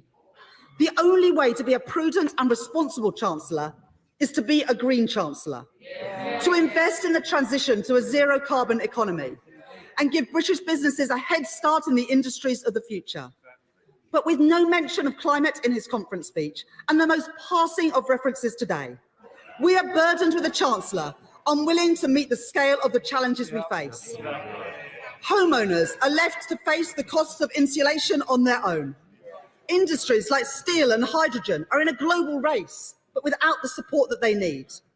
And the Chancellor today has promoted domestic flights over high-speed rail in the week before COP26. And it is because of this Chancellor that in this very week that we try and persuade other countries to reduce their emissions, this government can't even confirm that it will meet its 2035 climate reduction target. Madam Deputy Speaker, everywhere working people look at the moment, they see prices going up and they see shortages on the shelves. But this budget did nothing to address their fears. Household budgets are being stretched thinner than ever. But this budget did nothing to deal with the spiralling cost of living. It is a shocking missed opportunity by a government that is completely out of touch. There is an alternative. Rather than just tweak the system, Labour would scrap business rates and replace it with something much better by ensuring online giants pay their fair share. That's what being pro-business looks like. We wouldn't put up national insurance for working people. We would ensure that those with the broadest shoulders pay their fair share. That's what being on the side of working people looks like. We'd end the £1.7 billion subsidy that the government gives to private schools and put it straight into our local state schools. That's what being on the side of working families looks like. And we deliver a climate investment pledge, £28 billion every year for the rest of this decade. That's gigafactories to build batteries for electric vehicles. That's a thriving hydrogen industry, creating jobs in all parts of our country, and retrofitting so that we keep homes warm and get our energy bills down. That's what real action on climate change looks like. This country deserves better, but they'll never get it under this Chancellor, who gives with one hand but takes so much more with the other. The truth is this: what you get with these two is a classic con game. It's like one of those pickpocketing operations that you see in crowded places. The Prime Minister is the front man, distracting people with his wild promises. All the while, the Chancellor dips his hand in their pockets. It all seems like fun and games until you walk away and find that your purse has been lifted. But people are getting wise to them. Every month they feel the pinch. They're tired of the smoke and mirrors. They're tired of the bluster, of the false dawns, of the promises of jam tomorrow. Labour would put working people first, would use the power of government and the skill of business to ensure that the next generation of quality jobs are created right here in Britain. We'd tax fairly, spend wisely, and after a decade of faltering growth, we'd get the Britain's economy firing on all cylinders. That is what a Labour budget would have done today.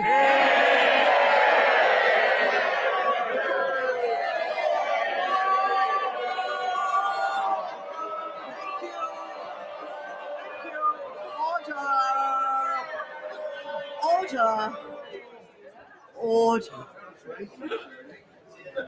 I now call the Chairman of the Treasury Select Committee, Mel Stride.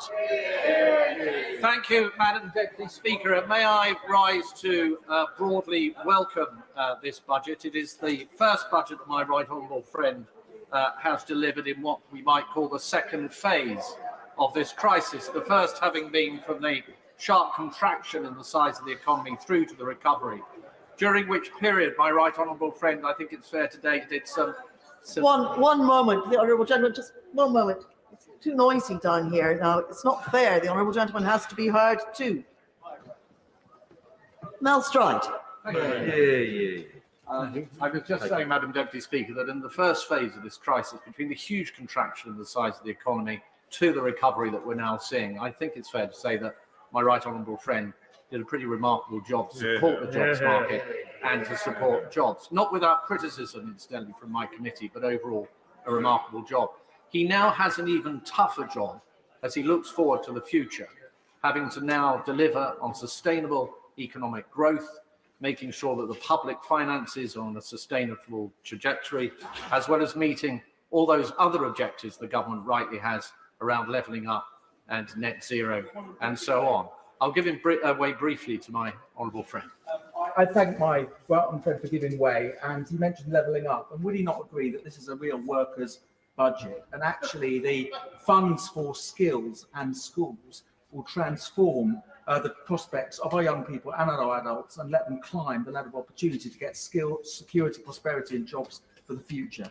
I think my honourable friend is absolutely right about skills, and he, of course, through his committee has done so much to promote that agenda, and I will come on to that momentarily. But the background, Madam Deputy Speaker, is extremely tough. Whilst the Chancellor is absolutely right to point out that the deficit is falling, it is nonetheless very highly elevated compared to historic measures.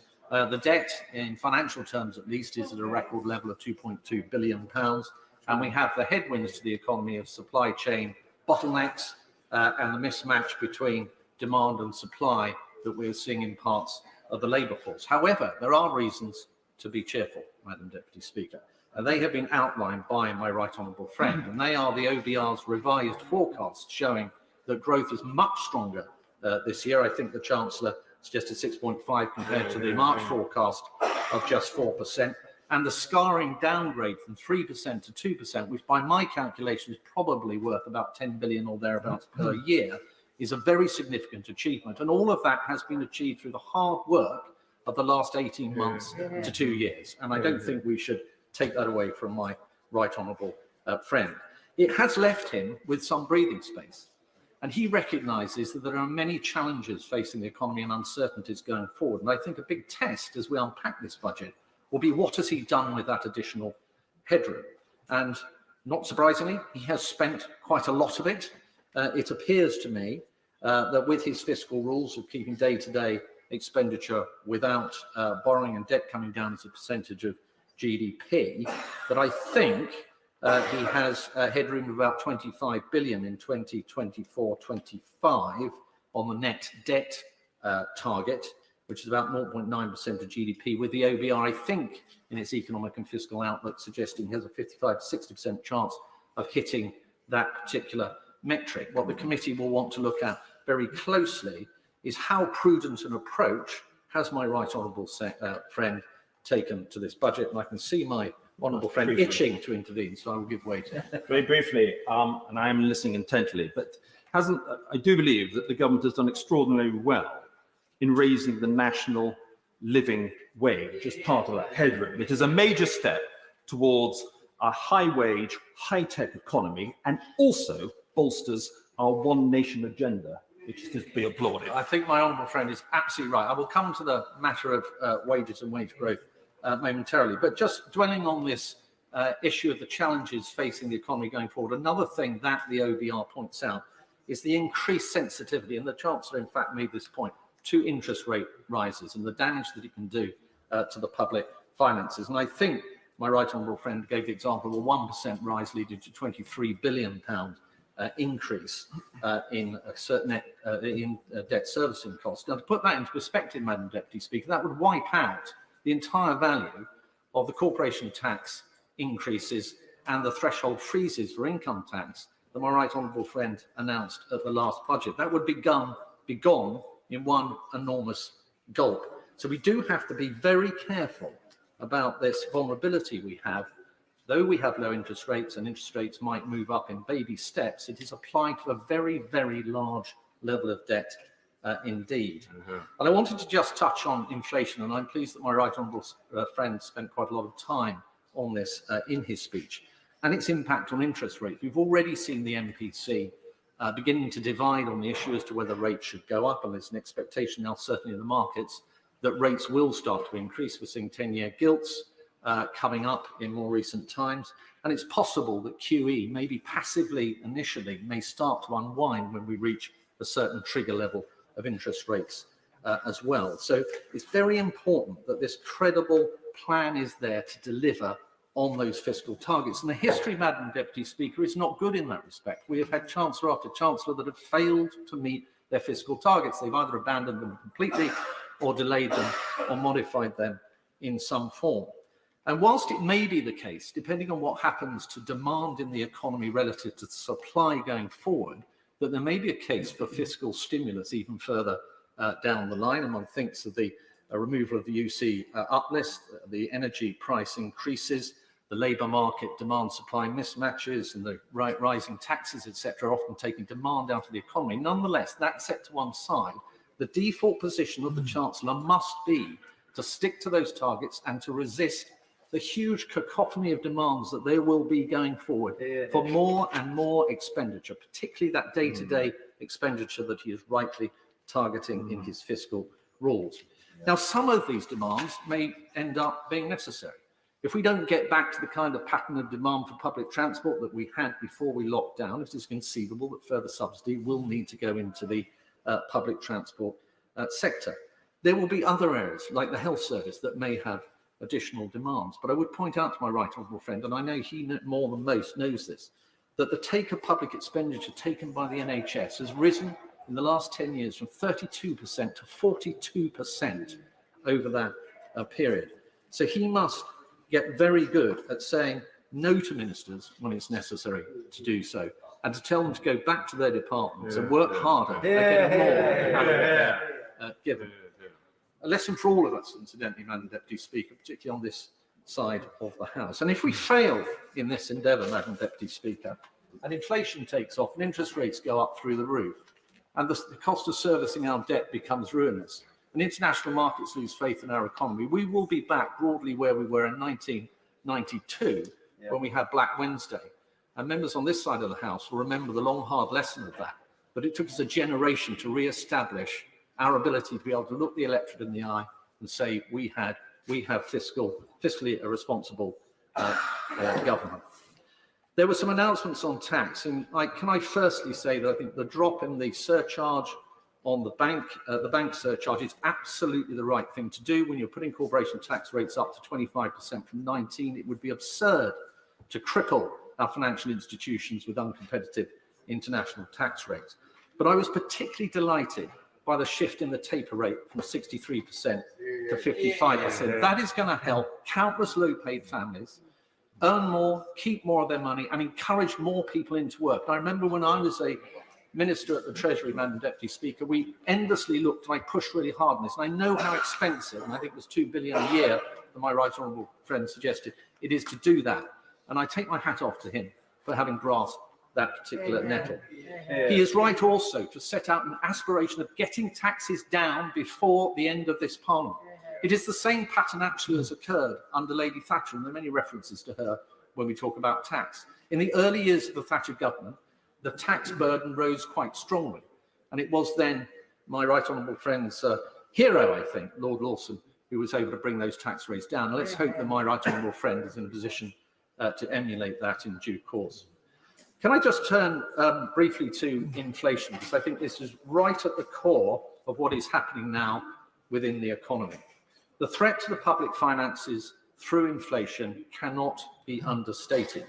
The big debate now is whether these price surges and increases in inflationary expectations are transitory or they are going to be more persistent. And my right honourable friend referred to the surge in demand relative to supply. And of course, that will lead to price increases. And of course, all else being equal, one might imagine that will pass through relatively quickly. And we've seen commodity price increases, transport price increases, and the energy price increases that my right honourable friend specifically referred to. But there are a number of other price increases that we might expect to be more sticky. The bottlenecks, which are often outside of our control. The Southeast Asian chip manufacturer who has a bottleneck and resulting in us not being able to produce cars here in the United Kingdom. The fact that structurally the labour market has changed. There's a greater demand now for goods relative to services as a consequence of the pandemic, and that will take time to mop up. The Bank of England, the MPC, have expressed increasing concerns in different ways about inflation, and have constantly been deferring the moment at which they believe inflation will peak. And I think there is a debate, Madam Deputy Speaker, as to when deferred transitory becomes persistent. But the big, can I just finish this point? The huge challenge here and danger is that we go into a wage price spiral. And one of the ways that might happen is if we talk up wages, if we invoke companies to put up wages without a coincident increase in productivity, that will simply feed the inflationary tiger. And we have to be very careful on that point. I think give way to the honourable gentleman. Well, would my right honourable friend agree we need to be very careful about believing any of these OBR and Bank of England forecasts, because they, of course, said that inflation would be down at under 2% just a few months ago, and they've now had to change their mind. And wouldn't you also agree that when Lord Lawson did cut income tax rates, we had a surge of extra revenue? It's certainly the case that the Bank of England's projections on inflation have been underbaked, and in fact the revisions that they've made in more recent times have been more dramatic than those if you go back in time, and that really illustrates my point that I have a feeling that these inflationary pressures are going to be rather more than many imagine. But if we look at the drivers of inflation, there are some that are outside of my right honourable friend's control, but there are some that are very much within it. And one of those is actually immigration. Now, I totally accept my right honourable friend, the Prime Minister's comment when he says we do not want to instinctively reach for the lever of uncontrolled immigration. He is absolutely right.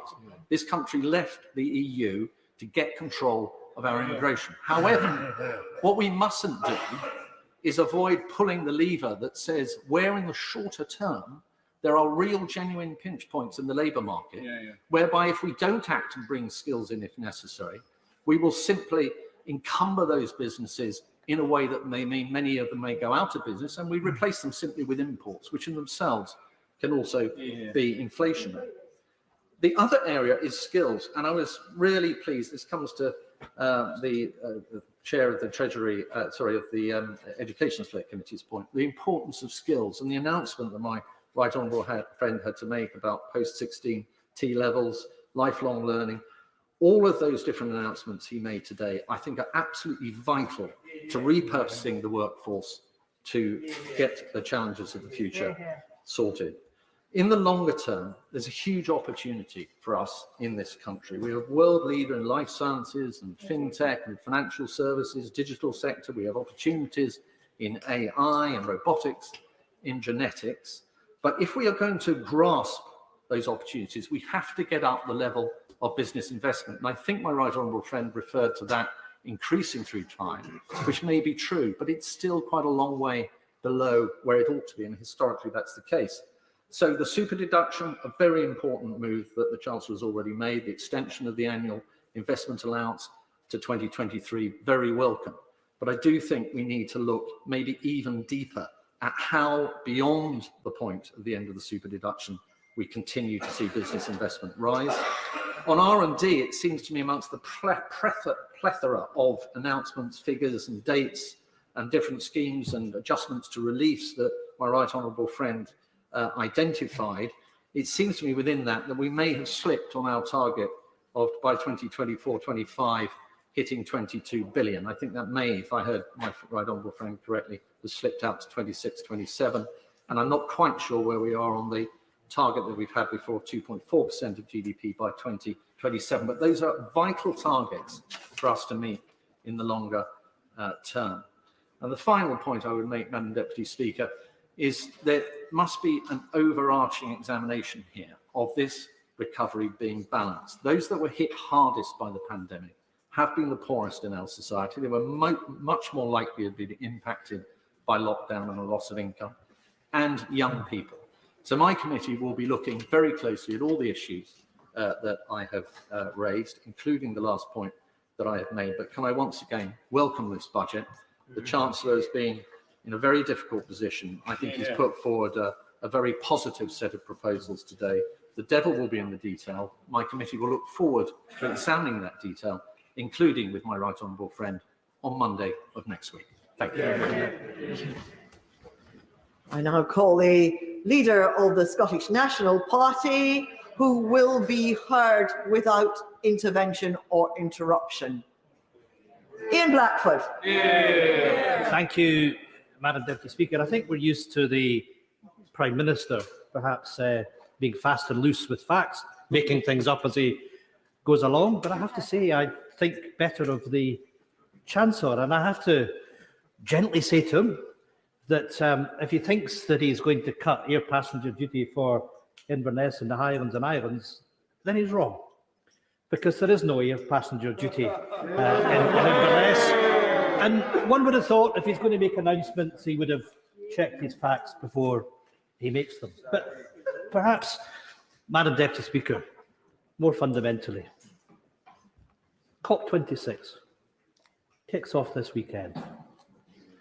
What on earth are we doing when we're saying to the rest of the world, and the Prime Minister has spoken today about the importance of 1.5%, that we're trying to encourage other companies to step up to the plate to their climate obligations, and the Chancellor wants to cut air passenger duty for domestic flights, and I can see him nodding his head, and increase air passenger duty, admittedly, on long-haul flights.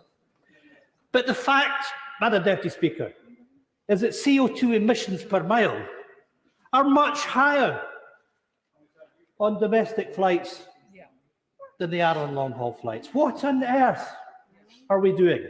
Where are we when we're saying that we take our climate obligations seriously? And by the way, the Scottish Government in 2019, exactly because of our responsibility to climate, took the decision that we were going to remove our planned reduction in air passenger duty. Chancellor, this is a disgrace and shows, quite frankly, that this is not a government that understands the climate challenge that we all face. And the Chancellor should withdraw and remove that proposal. Madam Deputy Speaker, the budget the Chancellor has just delivered is tantamount to grabbing 20 quid out of people's pockets and handing them back a tenner and expecting us to be grateful for it, because today's announcement doesn't even come close to compensating for the tax rises and the cuts that this Chancellor has imposed over the last month. Let's just take our pensioners as an example. With the removal of the triple pensions lock, there will be a £6 billion saving from the government for the raid that they have put on pension tax credit and for the raid that they put on pensioners. That's the harsh reality of what happens with this Tory government. The raw reality of that fiscal trickery means that millions of families and workers will be worse off this winter.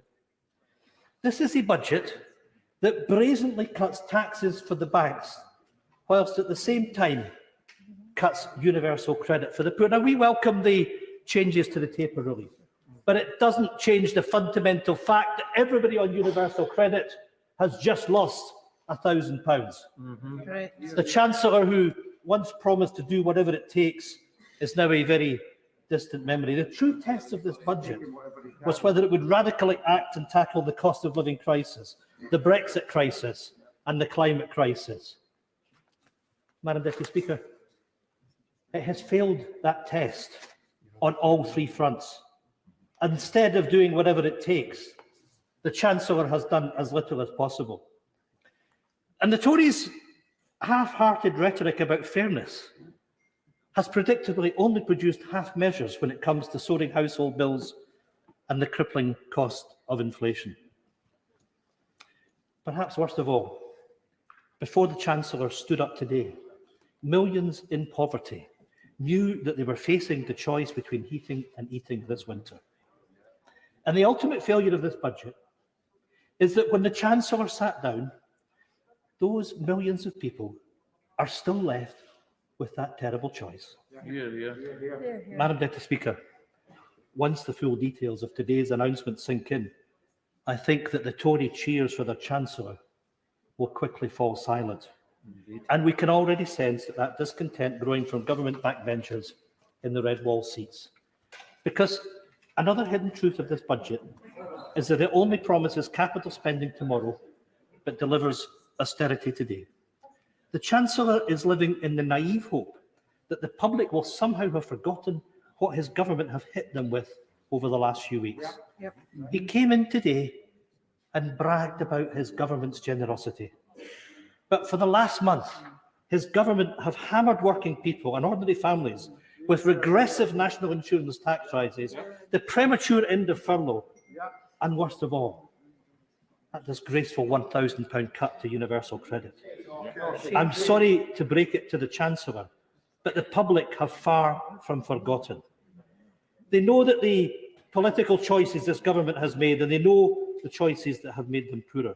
They know that they have been badly hit in the pocket by this government, and today goes nowhere near to making it up. They know too that the rise in the minimum wage is welcome. But I say to the Chancellor that the Living Wage Foundation will update the real living wage on the 15th of November this year.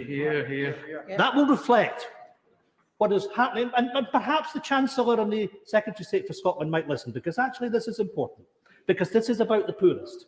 This is about people in poverty. And I'm asking the Chancellor to recognise the Living Wage Foundation's announcement on the 15th of November of the real living costs of the poorest in society. And whilst I welcome today's announcement to £9.50, give a commitment that will be risen to rise to the real living wage this year, because that fundamentally is what will keep people out of poverty. Because we know that a full-time worker on a minimum wage this year will still be hundreds of pounds worse off because of the cuts to universal credit. The smoke and mirrors about rising wages just doesn't cut it. The Chancellor might want folk to think he's giving with his left hand, but in reality, he's taking much more out of their pockets with his right hand. But nobody's fooled. The only people living in their own parallel universe are the neighbours in number 10 and number 11 Downing Street. Because, Madam Deputy Speaker, in the real world, people are struggling with a Tory cost of living crisis that this budget fails to fix. Under the leadership of the Prime Minister and the Chancellor, the public are being hit with an energy crisis, a Brexit crisis, a labour crisis, an inflation crisis, and it all adds up to a Tory cost of living crisis that is punishing workers and punishing families. It is a deeply damaging pattern that has become all too familiar. What we are experiencing is a United Kingdom in constant crisis, and it's very little wonder that Scotland wants out. More and more people. Well, you know, they are predictable. I hear from a sedentary position, the Secretary of State for Scotland, or at least that's what I think his job title is, who doesn't have a mask on, despite the fact that members of this House are falling ill with COVID. But the simple fact of the matter, I would say to the Prime Minister and I would say to the Secretary of State of Scotland, that all of us have to recognise democracy. And the Conservatives have to recognise that there was an election to the Scottish Parliament that took place this year. There's a majority for independence in that Parliament, and that Parliament will bring forward a referendum bill. And it ill beholds those that lost the election in Scotland. The Conservatives have lost every election since 1955. To deny the right of the people of Scotland to their own sovereign will, to their own sovereign decision, to have a referendum on our future, offering us the hope that is failing from this Tory budget today. More and more people are coming to the view that independence now offers safety and stability, an escape from the constant crisis of Westminster control. They are coming to the view that we can simply no longer afford to pay the price of being part of this failing union. Madam Deputy Speaker, the defining decision of this budget is the failure to fully reverse the cuts to universal credit. Tapering the rate is only tinkering around the edges of the problem. Correct. The decision was fully wrong, and it needs to be fully reversed. Because not alone was the cut to universal credit the wrong policy, it came at the worst possible time. It was a decision that was callous. It was a decision that was made before the rapid rise in inflation was truly known. But instead of having the strength to admit that they are wrong, the Tories have decided to dig their heels in. Earlier this week, the Chancellor and many of his pre-budget announcements said that this budget was a chance for him and his government to get back to, and I quote, a more normal way of doing things. So it's very telling that in the same budget, he has confirmed that the disgraceful cut to universal credit, he is cutting the surcharge on banks from 8 to 3%. So back to normal for this Chancellor. clearly means one thing. It means that the mindless mantra of the Tory long-term economic plan, it means austerity for the many and tax cuts for the few. That is a very simple way for the Tories to prove me wrong. Do the right thing and reverse the cut to universal credit and put the £1,000 back into the pockets of those that desperately need it. And while they are at it, Madam Deputy Speaker, remove the benefit cap, the two-child limit, the rate clause, the sanctions regime, the 5-week wait, and finally, introduce statutory sick pay at the real living wage. As well as introducing these permanent measures, specifically and targeted measures are needed to help with energy prices for the winter ahead. That is particularly true for the 2 million pensioners in poverty, those that have been let down by the removal of the triple lock. We believe that the fairest way to help is to introduce an emergency energy payment to cover families who simply can't afford the soaring costs of the price of heating and electricity bill. That would be, at the very least, the best way to protect people this winter.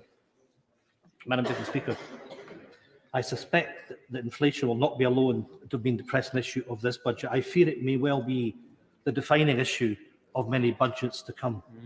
The Bank of England's new chief economist has warned that inflation could soon hit 5%.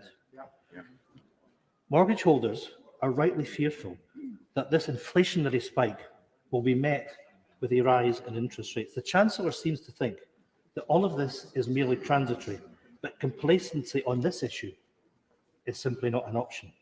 History shows how quickly an inflationary spiral can get out of control. It is worth remembering that in 1980, inflation hit 18%. None of us can afford to go back to that place. Madam Deputy Speaker, the inflationary threat is just one element of what amounts to the perfect storm of economic vulnerability. The COVID crisis can no longer camouflage the deep damage that Brexit has done. And the single biggest threat to our recovery was being dragged out of the European Union, against the wishes of those that live in Scotland. And the consequences of Brexit are here, and they're hurting. Our exports, down 14% year on year. Our fishermen, blatantly betrayed. Our farmers, sold out in fire sale UK trade deals. Labour shortages, food shortages, medical shortages. It can't be said often enough that Scotland is paying the price for a policy that we never supported. Brexit has already cost billions. But whilst the European Union is giving Ireland €1.05 billion to mitigate the damage of Brexit, Scotland is yet to receive a single penny of compensation from Westminster. So I would like to ask the Chancellor, where is the same £1 billion package of support for struggling businesses that have been hit by Brexit? And I know that the opposition benches don't like to hear this, but what these businesses also need is a return to freedom of movement. They need the 1% hike to employer and employee national insurance halted, and their hospitality and tourism sector needs the 12.5% VAT rate to be made permanent. All of these businesses badly need a break from Brexit. Madam Deputy Speaker, as we know, this budget comes at a matter of days from COP26. Keeping the target of 1.5 degrees alive depends on government commitment to embrace the green economy. And let's be honest, this budget today, as I've already outlined, does not help. The fact that this crucial conference is happening in Glasgow is a chance to show moral leadership. But it's also an opportunity to grasp the opportunities that the green economy can provide. Moving to a just transition from oil and gas is essential to capture the economic opportunities of the new energy technologies and support people into new jobs. It obviously hasn't hit home on the government benches of the depth of anger felt in the northeast of Scotland because of the decision to renege on their previous promises to make sure that we have carbon capture and storage in Scotland. If this Chancellor was, and perhaps, Chancellor, this is really, really important, because this is about our ability to get to net zero. And it's about the fact that we know that the Treasury has blocked carbon capture storage in Scotland. And I'm saying directly to the Chancellor, and perhaps he will meet me then over the coming days, to make sure that the Scottish Acorn project is put back on track and that we increase the number of carbon capture and storage projects from 2 to 3, for the very simple reason that we need this. We need this in order to deliver on our net zero targets, and we need this to deliver 15,000 jobs in Scotland for that just transition. And I'm saying to the government directly, let's make sure that we give us some hope to the northeast of Scotland. £350 billion of tax revenues has been taken out of the North Sea. We need a helping hand to deliver that just transition. And I need the Secretary of State for Scotland to stand up for us, to stand up for Scotland, to make sure that we get that just transition. And if this Chancellor was serious about supporting Scotland, he would have stood up today and announced that the Scottish cluster will go ahead. Because the reality, Madam Deputy Speaker, it was a purely political choice to deny that Scotland should get carbon capture and storage. And what on earth? What on earth is the Secretary of State for Scotland doing? Sitting in his hands, failing once again to stand up for Scotland's interest. Hee-haw, I hear from the SNP benches. Maybe he's the Secretary of State for hee-haw. And it isn't only carbon capture for this government is holding back our renewable opportunities. I am passionate about the potential of tidal stream, but the contract for difference budget of this UK government means that there is currently no route to the domestic market for this industry. Despite the Prime Minister's warm words in response to my questions last week, there is no ring-fenced £71 million budget for tidal energy stream, a small pot of money that could kickstart the opportunities in this industry and prevent it from being lost overseas. Let's be real about this. And I really have to say to the Chancellor, it really is important that he listens to this debate. It's his debate, because we are serious about the opportunities. We're serious about the opportunities that there are. You can point to the clock all you like, but we're talking about the future of the renewable energy industries in Scotland and paying attention to what industry is saying, because we know with the breakthroughs in technology that we have, we know that the Royal Society has painted a picture of an industry that could represent 20% of our electricity needs throughout the United Kingdom. But it needs to be kick-started, and it needs to be kick-started with financial support. And it's the UK government, when we're all talking about our responsibilities to net zero, that are standing with the foot on the brake for this industry to get off the ground and deliver not just for people in Scotland, but right across the United Kingdom. And of course, there is no commitment to match the Scottish Government's £500 million investment for a just transition in the northeast of Scotland.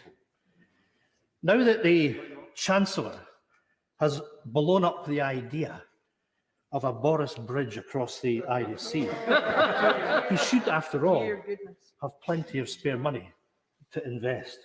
And on that point, can I ask the Chancellor, will the estimated cost of £20 billion for the cancelled bridge now be ring-fenced for future transport projects in Scotland and Northern Ireland? Just one more promise that will be broken, just one more example of Westminster holding back Scotland's green future.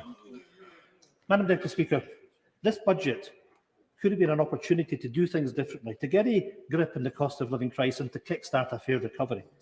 But this budget doesn't signal recovery. It signals that the Chancellor is dragging us into another winter of discontent. But I can assure the House that Scotland has been discontent with Westminster control for more winters than one. Our country hasn't voted for a Tory economic plan since 1955. Westminster's choices are not our choices. The last thing that Scotland needs is another winter of discontent imposed by another Tory government. Ultimately, we know that democracy is the only cure and the only solution to that deep discontent. That is why, when the crisis of the pandemic has passed, Scotland's people will have the right to choose their own future, an independent future. It is a manifesto promise we made. It is a democratic promise that we will keep. And I look forward to the judgment of the people of Scotland. I look forward to a future that is fair, that is green, that is European. Madam Deputy Speaker, I look forward to an independent Scotland. Call the Father of the House, Sir Peter Bottomley. Madam Deputy Speaker, I think the right honourable gentleman was saying thank you for the extra £4.5 billion which will come to Scotland as a consequence of the budget. I think he's probably saying thank you for the 8 allocations of UK-wide growth funds, the bids in Scotland between Aberdeen and Glasgow. And when he talks about the support for the SNP, his party, in the polls, if his memory goes back to June 2017, the SNP in Scotland got less than 37% of the vote, way behind the 44% that the Tories got across the country as a whole. I would say, Mr. Speaker, through you to the Chancellor and to the Prime Minister, thank you for the content, thank you for the delivery, and thank you for the hope that things will go on getting better in the future. We need to have the resilience to face unknown problems which will come, but we also need to face the known problems now. I think the whole House will agree, and certainly from the reaction from the Labour benches during some of the announcements, including on the universal credit, that they would agree that the Chancellor has found an imaginative way of giving help to people before the end of the year. I think there'll be a great deal of approval for that. And if I can say something in tribute to Frank Field, who spent a long time working for child benefit, as and when there's extra money for children, I would give it through child benefit. I wouldn't give it through extra provision of services all the time, where parents themselves would like to make their own choices. I do believe in expanding holiday provision and activities, but don't think that taking all the child's meals outside the home, outside of term time, is a good idea. Families should be able to look after themselves, and they need the resources to be able to do that. I don't want to speak at length because the sort of time I was taking has been taken up by the leader of the SNP, although he's often worth listening to. No, I won't at the moment. I would say also that to the honourable lady who spoke for the opposition, it wasn't absolutely clear whether the speech she gave us, and thank her for it, was one drafted for the leader of the opposition or drafted for herself. But it did seem to me that there should have been some elements which should have been left a space so they could pick up on what the Chancellor actually said. It seemed to me that the Chancellor had been criticised for the opposite of some of the provisions he'd actually read out to the rest of the House. I welcome the extra attention to the first 1,001 days. I do believe that the early stages of life and of parents preparing to have a child do matter, whether in health or economic security or in housing. The Chancellor will expect me and want me, and I will, thank him for the commitment he's given to coming back to the 0.7% of gross national income on overseas aid. I hope he'll be able to announce that it won't be suddenly going from 0.5 to 0.7 in 2 years' time, but it will be moving up from 0.5, if we've got down as far as that, and I hope we haven't, up to 0.6, 6.5 and 7. It is ludicrous to think you can suddenly pile an extra 40% of money into a programme and expect it to be used effectively. So please try to plan ahead. My right honourable friend spoke about the cladding money. I do believe that he and the Prime Minister really must have a top-level forum with the cladding groups and with the Leasehold Knowledge Partnership and with the All Party Group to try to get an understanding that now leaseholders, people at the beginning of their household life, are being faced by bills for £20,000, £100,000, bills they can't face. And some people are having their equity wiped out because they've had their flats forfeited and they'll lose whatever equity they had just because they can't afford to pay these charges. We need to find a way of finding the problems, fixing the problems, funding the problems, and then getting money back. And I make this suggestion to my right honourable friend that whether directly as part of the £5 billion, that the possible claims on behalf of leaseholders, which might have to be made by landlords, can be made by an agency which have the power to go to the builders, the developers, the surveyors, the architects, the building control people, some of which are government, but most aren't, and their insurance companies, because in time that money has got to come back from those who are responsible. And the one group we know who are not responsible are the leaseholders who don't own a brick in the building.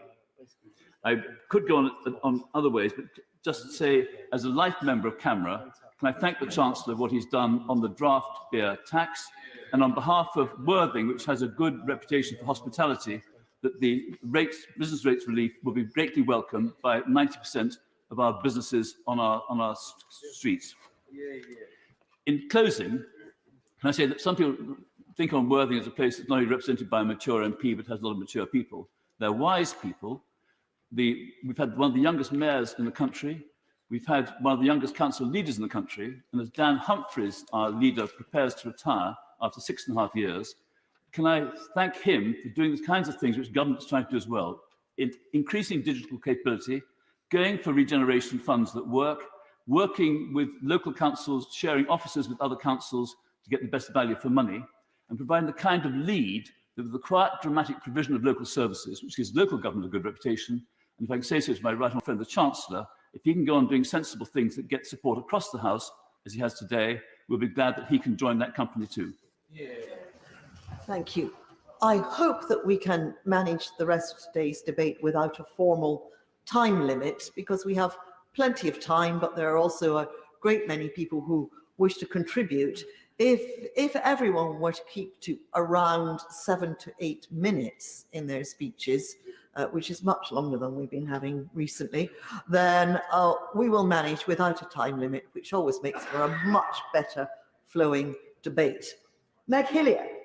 Thank you very much, Madam Deputy Speaker, and it's always a pleasure to follow the father of the House. But this budget could be described as a budget or maybe a pork barrel, although I know the Chancellor talked about the beer barrel, and I know that I've yet to look at the detail of the beer duty, though I have to say there will be small breweries in my constituency that will be grateful for that. So that's my thank you to the Chancellor.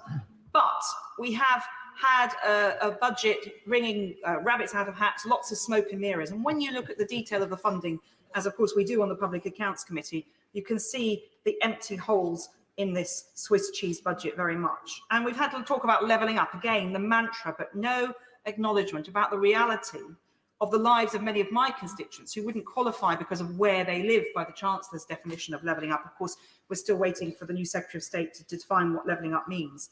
I have many constituents living in overcrowded housing where you have one family living in the living room, another family living in the bedroom. They don't appear as street homeless. They're not living in temporary accommodation, though I've got plenty of those as well. And yet there is nothing in this budget for them on housing, and I'll touch on that in a moment. And the cost of living is hitting all our constituents very hard. And it is clear that this budget will not tackle a lot of those problems for a lot of people. Many of them will be made poorer as a result of these decisions. And of course, the Chancellor has announced £150 billion for departments this year. We have to be wary, Madam Deputy Speaker, of these global figures. It sounds like a lot of money, of course, dwarfed by the spending on COVID. But if you compare that to the normal steady state nature of the NHS budget pre-COVID, that's about the same amount, and compare it to the £37 billion allocated over 2 years to test and trace, and you have to wonder where the government's priorities are. I thank the honourable friend for giving way, and thank her also for the Public Accounts Committee report on the spending of NHS test and trace, which is 20% of the NHS budget, and yet it was spent in a way that was unable to demonstrate how effective it was at its main purpose, and treated taxpayers' money like an ATM machine. Does she agree with me that if we're going to be spending such money, it needs to be spent wisely and properly? Madam Deputy Speaker, I completely agree with my honourable friend, and I hope that the Chancellor does too, and that the Treasury is watching the lessons that have been learned. We were very tolerant on the Public Accounts Committee. We understood in those early days that there would be spending that would be challenging, that might be spent in the wrong way. For example, the ventilator challenge. We could discuss that, but we have ventilators now that we're not going to be used. But it was the right thing to do at the time because that's what the government thought it needed. And actually any government, any minister in that position would have looked at making those decisions. But test and trace is one of the examples where money just kept following money without clear outcomes without a clear challenge and without a clear approach to spending taxpayers' money. That is eye-watering sums. And when you think of the backlog in the NHS, with which obviously with pre-announcements about NHS funding, there's still so much work to be done to make sure that other patients get the treatment that they need. And that money could have been much better spent on that. But I want to touch on housing, because once again, we hear very little about the detail of housing policy. The government has promised to build 1 million homes over the Parliament, a statement that the Chancellor repeated. That had been a promise of 300,000 a year. So the figure is shifting. One would hope that means that eventually they'll get built. But the Red Book confirms that the 11.5 billion already, which has already been allocated, so there's about 7 billion or so of that from this point for the spending review onwards, is enough to deliver 180,000 affordable homes. And you add to that the 160,000 homes being built through mayoral combined authorities and local authority funding, and you're still getting very low figures. And affordable housing, of course, is affordable depending on your income. In my constituency, you cannot rent a 3 or 4 bedroom property and get any housing benefit or any housing benefit through universal credit, because they go above the cap. That's just the price of the market in Hackney South and Shoreditch and across the whole borough. And it's impossible to buy. More people rent privately than own their own homes, and more people rent social housing than both of those combined. And those are in generation rent. And those who can't get on the waiting list for social housing are left in limbo, left completely out in the cold. Where's the levelling up agenda for them, Chancellor? I say to the Chancellor, Madam Deputy Speaker. And the Father of the House mentions the terrible issue of dangerous cladding on tower blocks. This budget only reconfirms the existing 5 billion set aside for this. This was the biggest consumer failure and regulatory failure in a generation. And many of my constituents and many people up and down the country are living in unsaleable homes. I should declare my interest that I live in one of those too, that my developer has shouldered the entire cost. And we need to see, as the leader of the Father of the House says, more developers taking that on. But that is about a third of what's needed to sort this out. And the problem is, although I chair the Public Accounts Committee, Madam Deputy Speaker, I don't see money given out just willy-nilly. But this, if it's not funded now, there will be no confidence in the sector to get started. And speaking as somebody who's living surrounded by scaffolding right now, even as an early adopter, because the developer paid, it's going to take many years before it's delivered. So for those who have not got to that point yet, we are talking well in over a decade before this will be solved. So that certainty from funding from government. And as the Father of the House says, there are ways of getting this money back from developers, which we need to look at more imaginatively. So I really challenge the Chancellor to work with his cabinet colleagues on that. And street homelessness, we've seen some mention of this in the budget, but this was a COVID success story, getting everybody in. Let us not squander that opportunity for lack of a bit of funding now, because the money going in to make sure that people are in those new 6,000 new homes that are supposed to be being provided for people who are sleeping rough on the streets needs to be delivered, because if they're not and they go back on the streets, it will end up costing the taxpayer and the exchequer considerably more. But the Department for Levelling Up Housing and Communities, if I get the new title right, is being very slow to confirm figures on progress. So it is right that the Treasury needs to keep an eye on how the money that is going into that department is being spent, and that they're actually going to deliver those homes, which, as I say, will save the taxpayer in the end. And the cost of living issue, which I could speak about at length, but with the time, I will only touch on the main issue. We've seen a cut of £20 on universal credit. This offer of revising the taper is one I welcome, but it only affects those in work. There is no comfort for people out of work, and it rather plays to a negative narrative that some people are scrounging off the state. People have lost their jobs in COVID. People have struggled to get back into work, despite it not being as bad as some had predicted. And we see on top of that, fuel prices increasing, energy bills going through the roof, and inflation. And that £20 a week is still a real issue for them. And just on local government, Madam Deputy Speaker, we see an increase of 3% in real terms over the spending review period, according to the Red Book, but on the back of cuts of up to 40% or more in some boroughs over the last decade. So year on year, since 2019, we've seen an increase, but 2019 is only 2 years ago. Let's not forget the deep and swinging cuts to local government, which has proved itself an effective deliverer of vital services during COVID, and they cannot be squeezed further. So there's still nowhere near previous levels of funding. And I want to finish on school funding, Madam Deputy Speaker, another smoke and mirrors promise. Again, increases talked about, but after years of cuts, so that per pupil funding is still way lower than it was in 2010. We're only inching back up to that level. And a recent Public Accounts Committee report showed that the increase per pupil is lower for the pupils in the most deprived areas and much higher in the least deprived areas, widening that gap in funding. And the gap in attainment between the least and most deprived was narrowing, but we've seen it growing now as a result of COVID. This is not the time to cut funding or reduce funding, even if it's not seen as a cut. And it's clever how the government tries to present it, but let's be clear, it is effectively a cut to the poorest, with money going to the wealthier pupils. Yeah. The government has also promised a £30,000 a year salary for teachers. There's not enough in the settlement for schools, as far as I can see it, reading the Red Book quickly, to pay for that. Even if the basic pay increase, now that the pay freeze has been lifted, is taken on board, and we don't know yet what that would be, I'll give way to someone on the front. She mentioned reading the Red Book, and she said there was no new money for housing. In the Red Book, it does announce an additional 1.8 billion for housing supply for regeneration of brownfield land. Is that not new money? No, well, Madam Deputy Speaker, it's not clear to me that it is new money, and I did not acknowledge those figures for housing in those brownfield sites and other housing. But the government, let's be clear, promised 1 million new homes over the Parliament, and it had been 300,000 a year. So it's already watering down the promise of the number of homes. And crucially, there is no figure for real, proper, affordable housing that's actually affordable to the many of my constituents who are priced out of the private rented market, home ownership, and just have no option. So there is a real gap there. And in levelling up terms, it's not levelling up for many of my constituents, as I've said.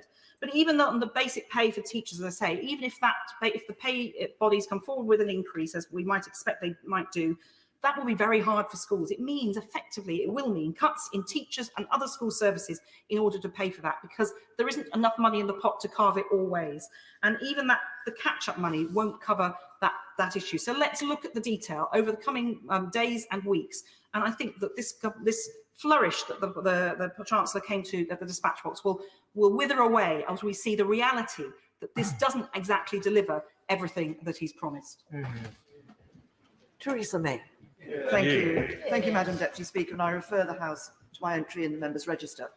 May I first of all commend my right honourable friend for the good news in this budget. It is indeed good news that the economy is growing faster than predicted. It is good news that we're not just bouncing back faster than predicted from the pandemic, but bouncing back faster than other countries in the G7, with the OBR confirming the 6.5% growth which had been predicted by the IMF and the OECD. It is good news that unemployment is lower than those very dire predictions that we heard at the beginning of the pandemic, largely due to the action that this government has taken. And it's also good news that the national living wage, as my right honourable friend announced, has increased to £9.50, as he said, putting just over £1,000 into the pockets of some of the lowest paid. It's also good news for the public sector workers that they will, the pay freeze is going to be lifted.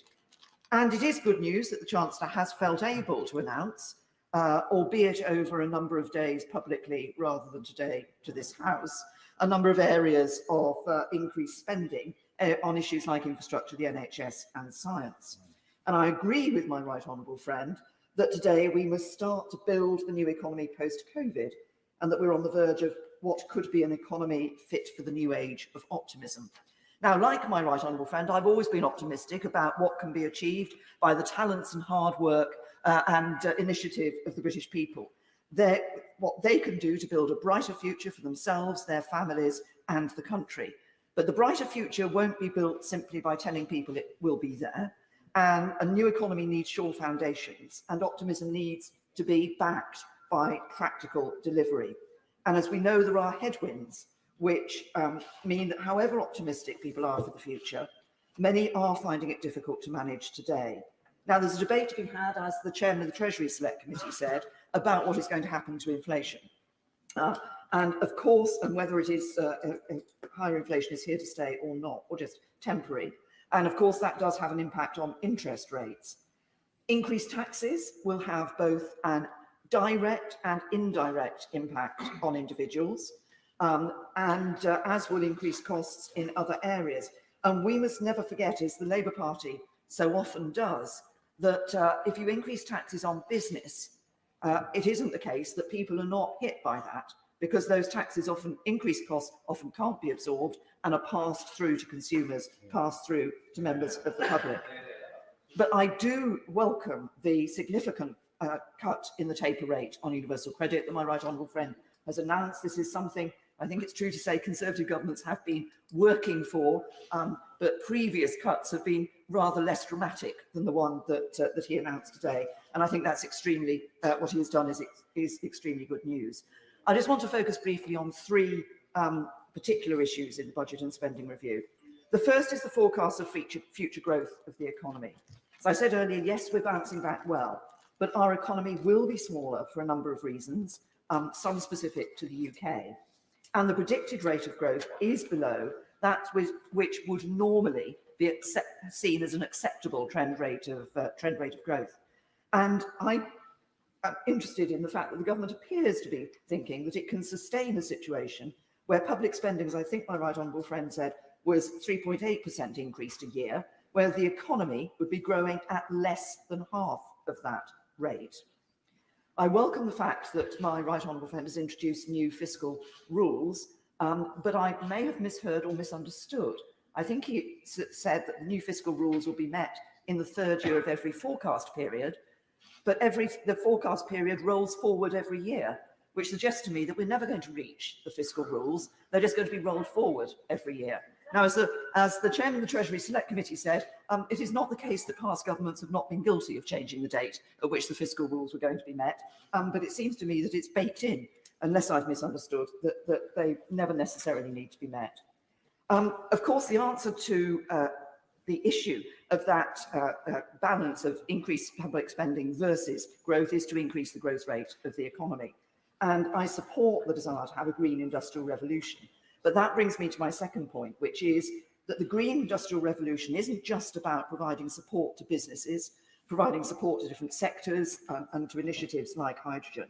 And those moves are important. And if I may just interject that I welcome the fact that our right honourable friend, the member for Chelsea and Fulham, has brought forward the nuclear energy financing bill and is finding a way to ensure that the RAB financing model will work for new nuclear in the future. But to deliver the green economy of the future, what we are going to have to do is ensure we've got the green skills of the future. And that means this isn't just about the Treasury and the Business Department, it's about the Department of Education.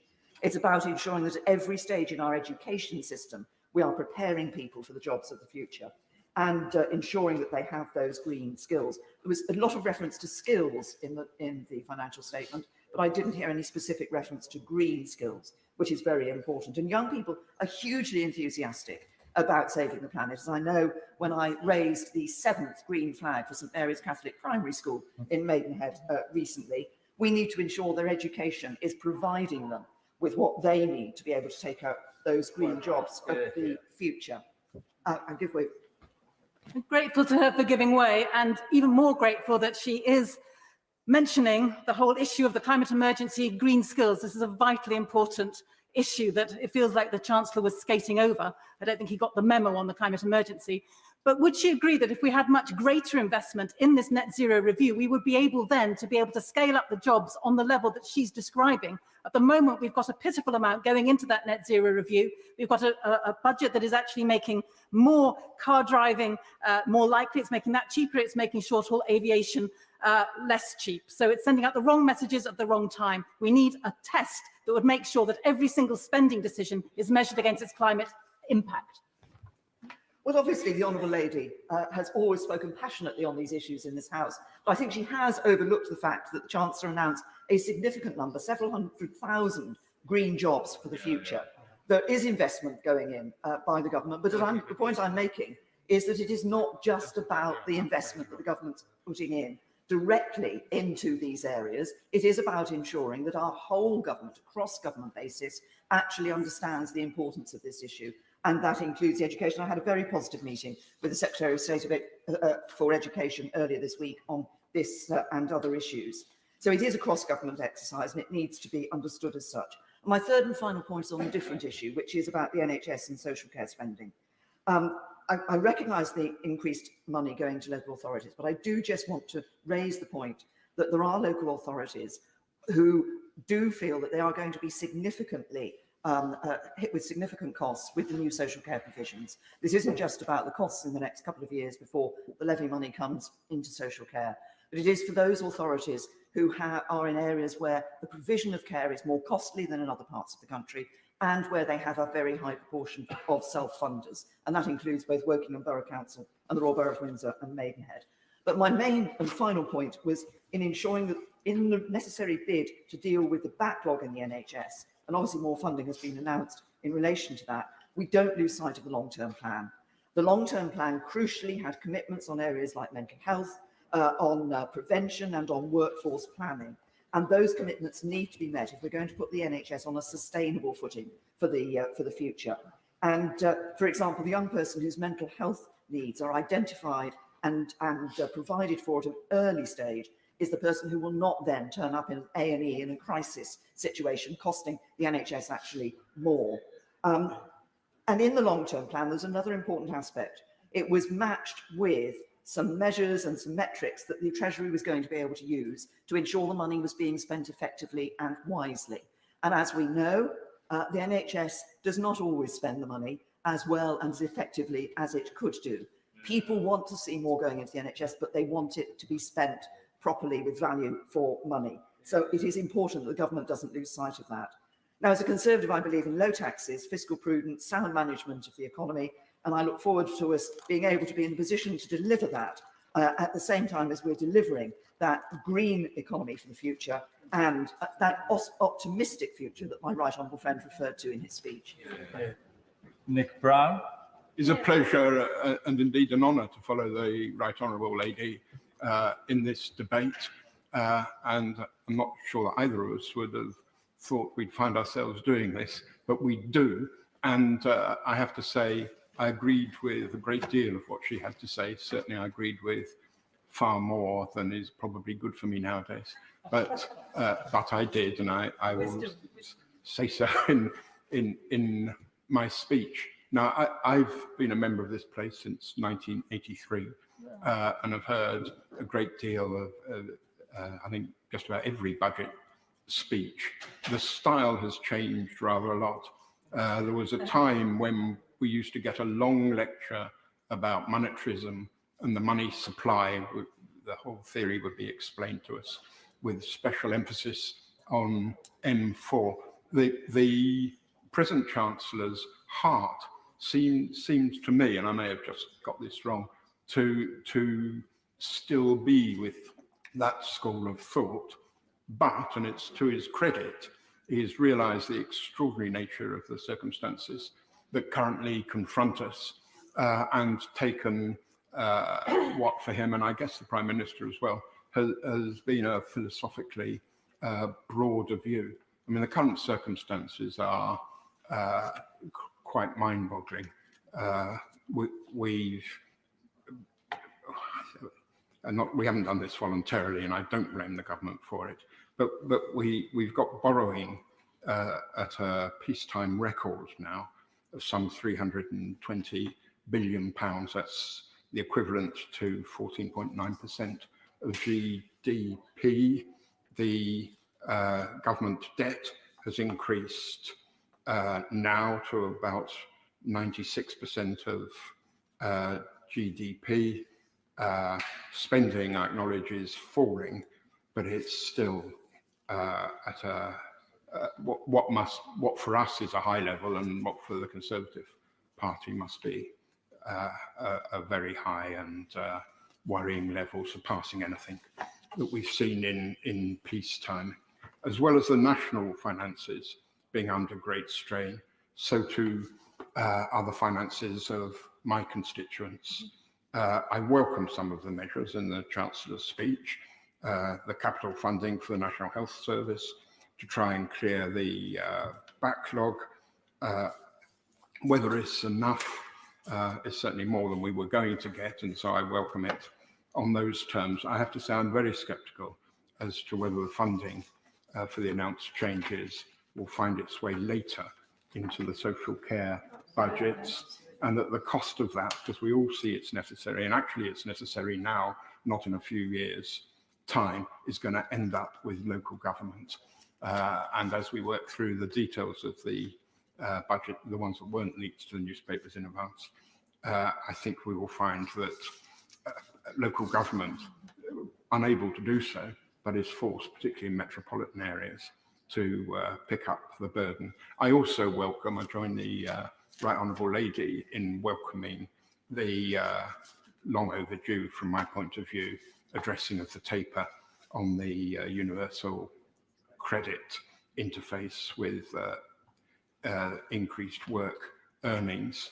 Universal credit affects some 9,000 households in East Newcastle, and 35% of that figure are in employment, and therefore will almost certainly come up against the clawback as 63% as was, 55% as it is now. It's not as big a deal as it sounds, but it's going in the right direction.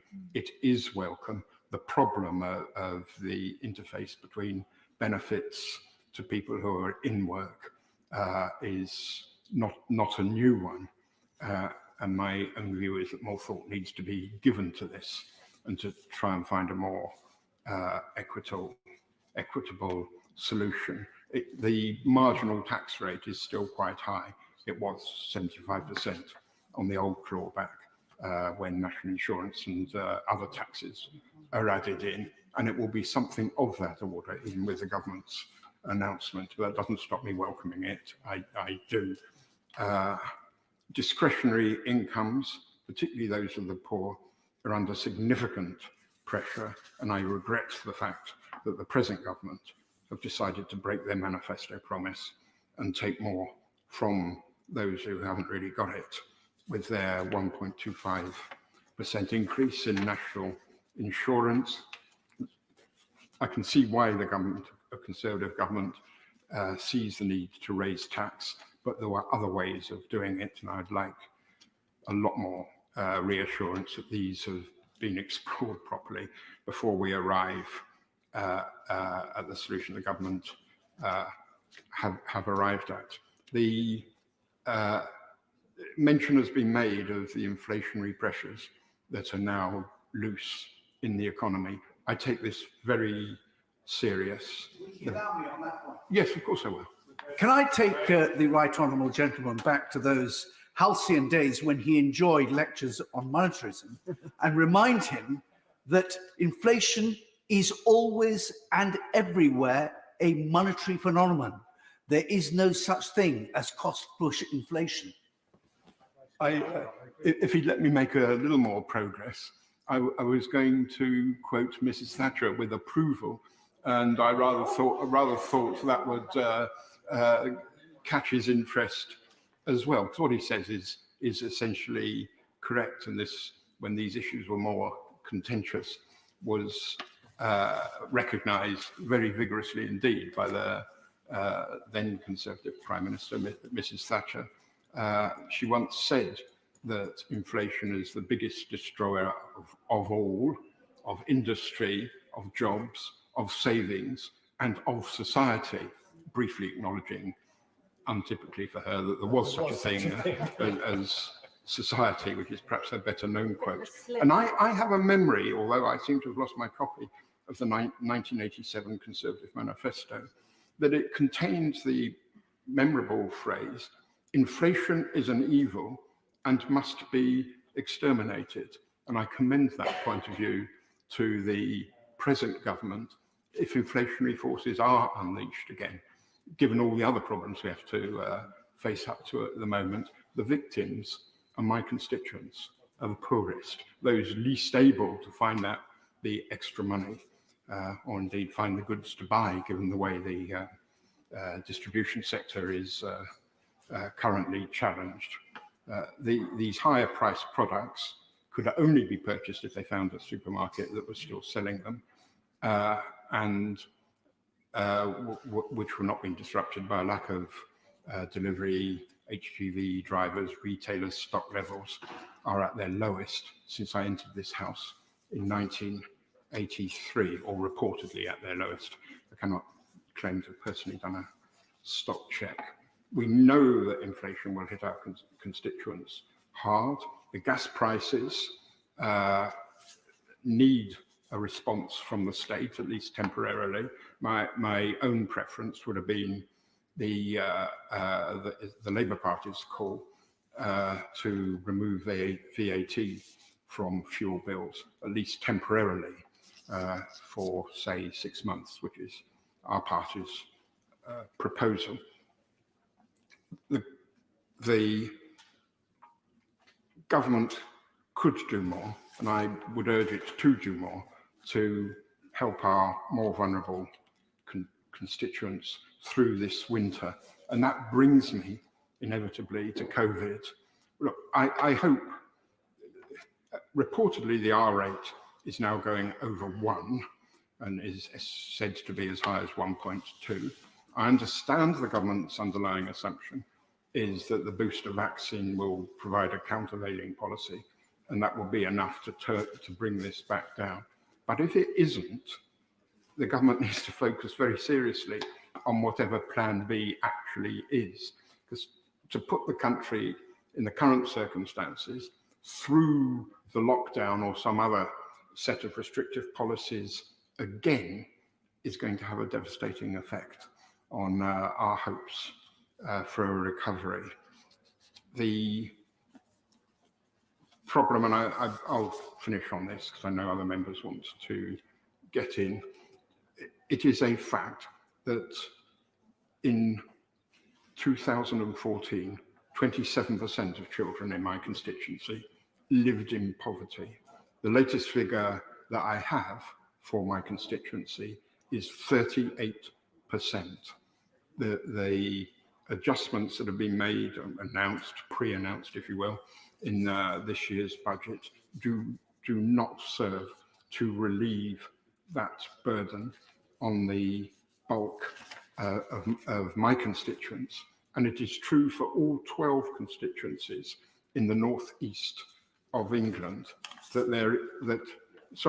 don't mean constituencies, I mean local authorities in the northeast of England, that we are all in the top 20% of those who have seen the highest increase is in rates of child poverty.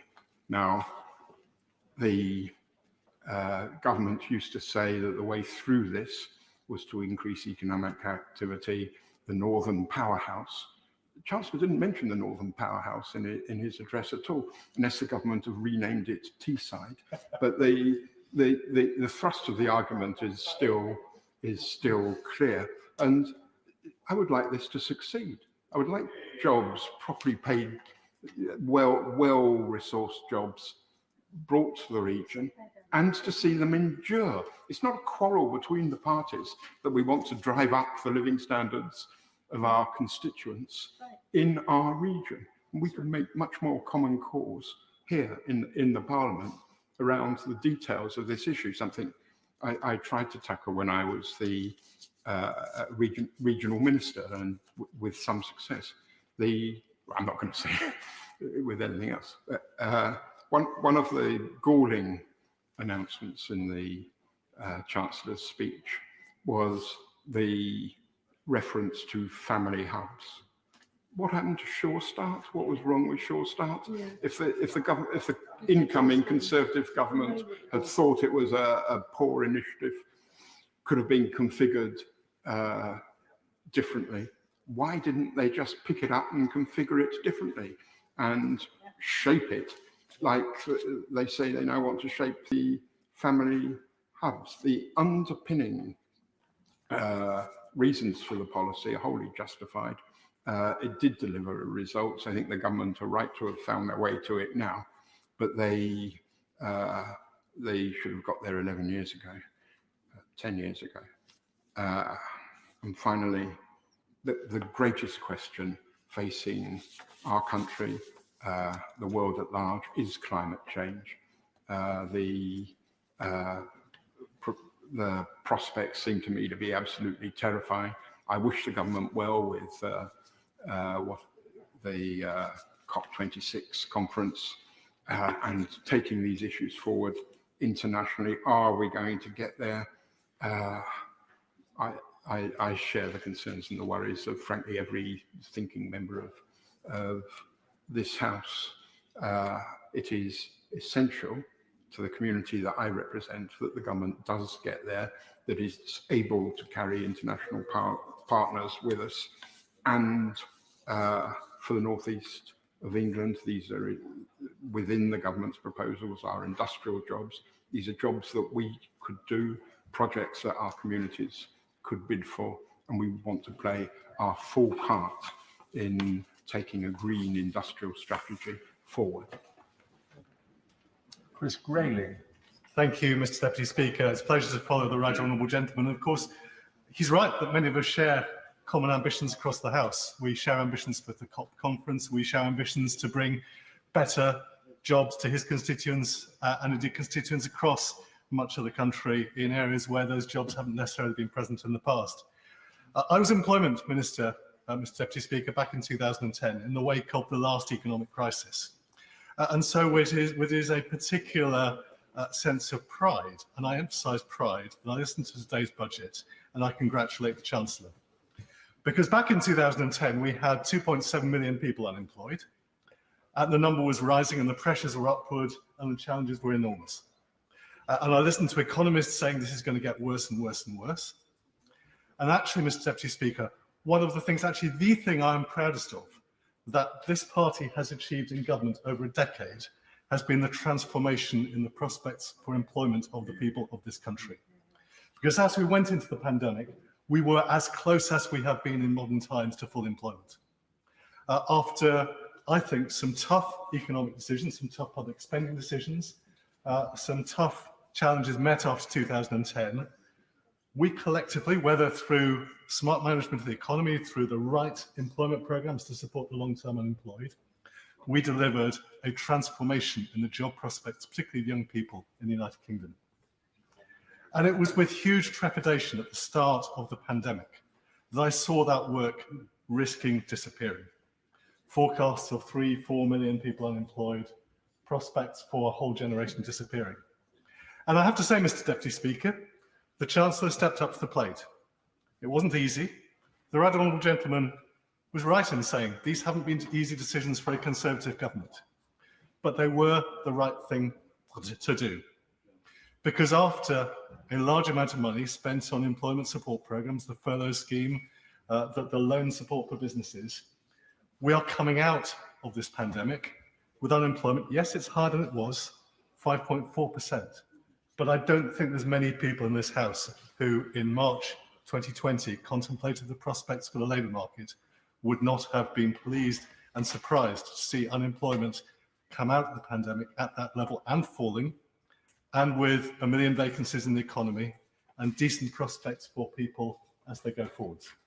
And that is something that the Chancellor, who single-handedly delivered this, and we have to bear in mind he'd only even been in the job for about half an hour when this all started, delivered programmes that have made a massive difference to this country, and I hope he will always be proud of that. But we do now have 1 million people, 1 million vacancies in this country. We do now have businesses with skill shortages, against all of our expectations. We're not going to solve that through mass immigration. Actually, part of the problem, if you look at the haulage sector, one of the reasons the haulage sector is lacking people is because there was so much cheap migration of both migrant workers and trucks from Eastern Europe who drove down prices and left people thinking, well, this is not an industry to be part of, I'm going to retire or go elsewhere or whatever. The solution in that industry is going to be about paying more, but the solution in our country to these labour shortages is going to be about automation and productivity. Because we have taken too much advantage of a steady flow of unskilled or semi-skilled labour over a long period of time. I remember talking a few years ago to the logistics director of a big retailer who said to me, if we leave the European Union, where am I going to get my warehouse staff from? To which my answer was, why do you need to get warehouse staff? Surely you're automating your warehouse. And he said, well, actually, we don't need to automate our warehouse because we have access to low-cost staff. That's got to change, Mr. Deputy Speaker. And I welcome the measures last year and this year that the Chancellor is taking to drive business investment. Because much of the solution to the skills shortages in our society, not all, there are areas where this is a real problem, but much of the solution is going to come through a drive productivity, innovation and automation. That is the way forward, and that is I think, the challenge that not just government, but actually business in this country has to grasp right now and deliver, because that is going to be as big a part of transforming our economy and transforming our prospects as anything government does. But the Chancellor was also right to stress the benefits of leaving the European Union today. And we have only just started to scrape the surface of the benefits that can be obtained. And I look forward to seeing a process of sensible deregulation. I'm not in favour of the abolition of all regulation. It is there to protect people, and rightly so. But there are things we can do in areas like artificial intelligence, in areas like financial services in the city, to make the UK more competitive. And the job of getting that done has only just started. There is work to be done, and I look forward and hope to see in the months ahead more announcements from the Treasury, more announcements from other departments about what we are going to do in future to maximise the potential of Britain outside the European Union. Two final brief points, Mr. Deputy Speaker, because I know we're short on time. Firstly, I welcome the return to 0.7% because we have got to help countries around the world deal with the challenges they face, particularly around energy, particularly around climate change, but also something I feel passionately about, the protection of the natural world and habitats. The reality is deforestation happens for a number of reasons, but one of them is that people simply cut down trees to make charcoal to cook their food. And I want to see more support provided to the creation of proper sources of renewable energy in the developing world, so that element of deforestation no longer happens. There's a huge amount that we need to do in tackling climate change, but looking after the natural world is one very important part of that. And my final point, Mr. Deputy Speaker, is around what the Chancellor said at the end of his speech. As Conservatives, we believe in low taxation, of leaving people to make their own choices. He set a direction today, and my message to the Treasury is that I, and I'm pretty sure an awful lot of people on these benches, are going to be holding his feet to the fire to deliver on that. Because we cannot plan a future as a Conservative Party as a big state, high tax party. We are a low state, free enterprise party.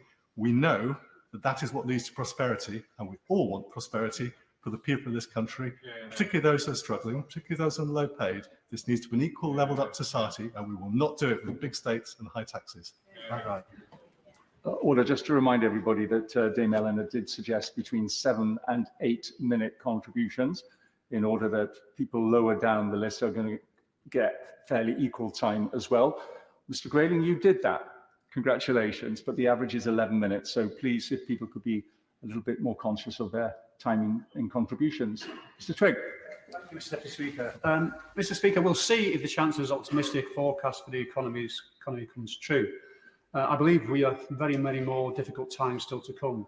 I particularly note he skipped over and just talked very quickly about the threats of inflation, about what damage that will do to the economy and household income. And he didn't even really mention the potential of interest rate rises, which we may or may not be facing in the future, which have substantial impact on people's standard of living as well. We've already seen and heard that the tax burden is rising to its highest sustained level in history. This budget will not properly address the real concerns of my constituents over the rising costs of their weekly shop, the huge increase the price of fuel at the pump, and the eye-watering increases expected in energy bills. This budget shows that the government is out of touch with ordinary people. And even the rise in living wage, alongside the announced universal credit taper change, will not offset the £20 loss of universal credit that has hit families hard. And many people in my constituency have had no pay rises for years. There's also then where the government's culpable in terms of the lack of planning to deal with our increasing need for energy and its supply and the rising costs, and the lack of planning as well to deal with things such as the shortage of HGV drivers, which was well known before. All these are put down to the government's lack of planning and foresight to be able to actually come up with some solutions to try and help address these. Now, my honourable friend, the member for Hackney South and Shoreditch, raised the issue before about the test and trace organisation and system, the eye-watering waste of taxpayers' money of £37 billion, which is almost a fifth of the, I think about a fifth of the NHS budget. And that shows that the government is guilty of wastage, not just here, but in various contracts it's let in the last 12 months or so. Now, I want to spend some time in my speech, the brief time I have, in talking about the NHS. As we know, the NHS is in crisis. It's only the dedication and hard work of its staff And it's just about coping because of that in a perilous situation. The government's focus since March 2020 was, of course, on COVID, and that was understandable and right, but it was at the cost of treating people with other conditions such as cancer and coronary disease. And it may be that more people will lose their lives over time as a result of conditions other than COVID because of this problem. And until recently, the government's had no plan in place to deal with this foreseeable problem. Even now, with additional funding, the government has announced for the NHS, with the additional funding the government has announced for the NHS, there is no guarantee as to when waiting lists will be brought down to pre-pandemic levels. It's now more difficult to see a GP face-to-face. And part of the reason is because Tory governments since 2010 have failed to ensure the NHS and general practice doctors and nurses have that they have the staff they need. Now, the BMA medical staffing report came out in this year, in July this year, 2021, and it says across primary and secondary care there are currently 2.8 doctors per 1,000 people in England, while the average is comparable OECD EU countries is 3.7. If the rate of medical workforce growth remains the same, it will take until 2046, Mr. Deputy Speaker, before the NHS has a number of practicing doctors needed to match that average. That puts us some 25 years behind where we should be today. The number of patients per GP practice is 22% higher than it was in 2015, but the GP workforce has not expanded with this rise in patient need. And as a result of this, there are now just 0.46 qualified GPs per 1,000 patients in England, down from 0.52 in 2015. There's also, as we all know, an urgent retention issue with GPs. And I raise this because massive government's money the government's putting into the NHS, the significant problem is we just haven't got enough staff. So shortages in doctors and nurses and specialist staff in our hospitals have happened on this government's watch. And as we speak again, they've been here in power since 2010. Now, the latest NHS vacancy statistics for England relate to June 2021, this year. There were 93,806 full-time equivalent vacancies in hospital services in England at that date, amounting to a 7.2 vacancy rate for nursing posts. There were 38,952 vacancies, which is a 10.3 vacancy rate, and for medical posts there were 9,691. We find it increasingly difficult to get for constituents to get an NHS dentist. And then we come to social care, Mr. Deputy Speaker, and local authority budget pressures are immense. My local authority in Halton, since 2010, has faced almost a 60% cut in its funding and has to make a £21 million more savings in the coming years. It's the 23rd most socially deprived borough in England and Wales. Social care crisis is forcing councils to hike council tax increases, and the government, of course, is trying to deflect blame for this, when actually it's not funding councils properly for social care. We're seeing increasing problems which will get worse during this winter with discharges from hospitals into a care home setting or care setting. The budget does not go anywhere near, this budget does not go anywhere near the shortage in funding the shortage councils are facing because of government cuts. And then I wanted to return to education. The catch-up funding and the money that the Chancellor announced in his budget is, I think, something like a third of what was asked by Sir Kevin Collins before he resigned earlier this year. Now, as a result of this budget, I'm clear that low and middle income families within my constituency will struggle with the cost of living, but it will not be those on high incomes and the very rich. The Chancellor today has failed to bring forward any real sustainable solutions to the cost of living crisis coming this winter. He's proved he's out of touch, Mr. Deputy Speaker. Andrea Leadsom. Thank you, Mr. Deputy Speaker. What a fantastic budget. And it is fantastic for all sorts of reasons. First and foremost, because I think it demonstrates how incredibly well our Chancellor and our government did through the COVID pandemic in supporting lives and livelihoods. And I think the economic forecasts that have come out that are now so much more optimistic are testament to the effort that was put in and the result that we're starting to see.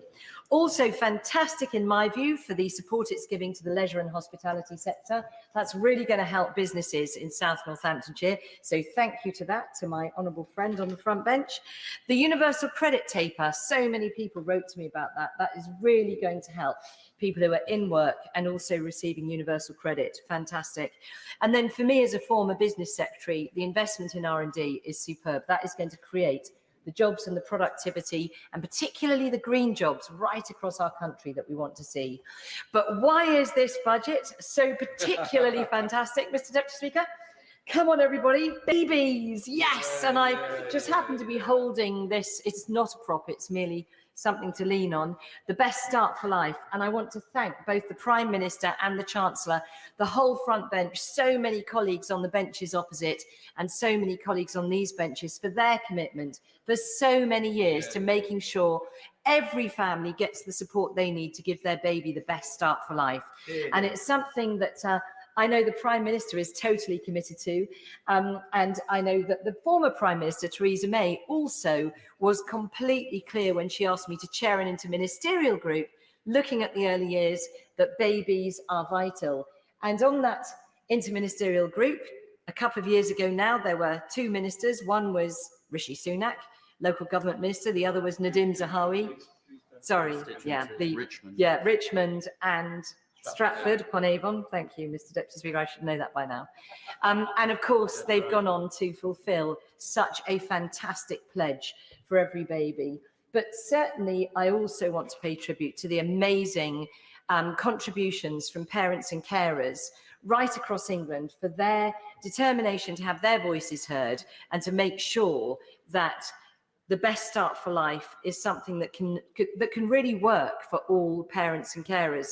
And I just want to take a moment or two just to explain why this period of life is so vital.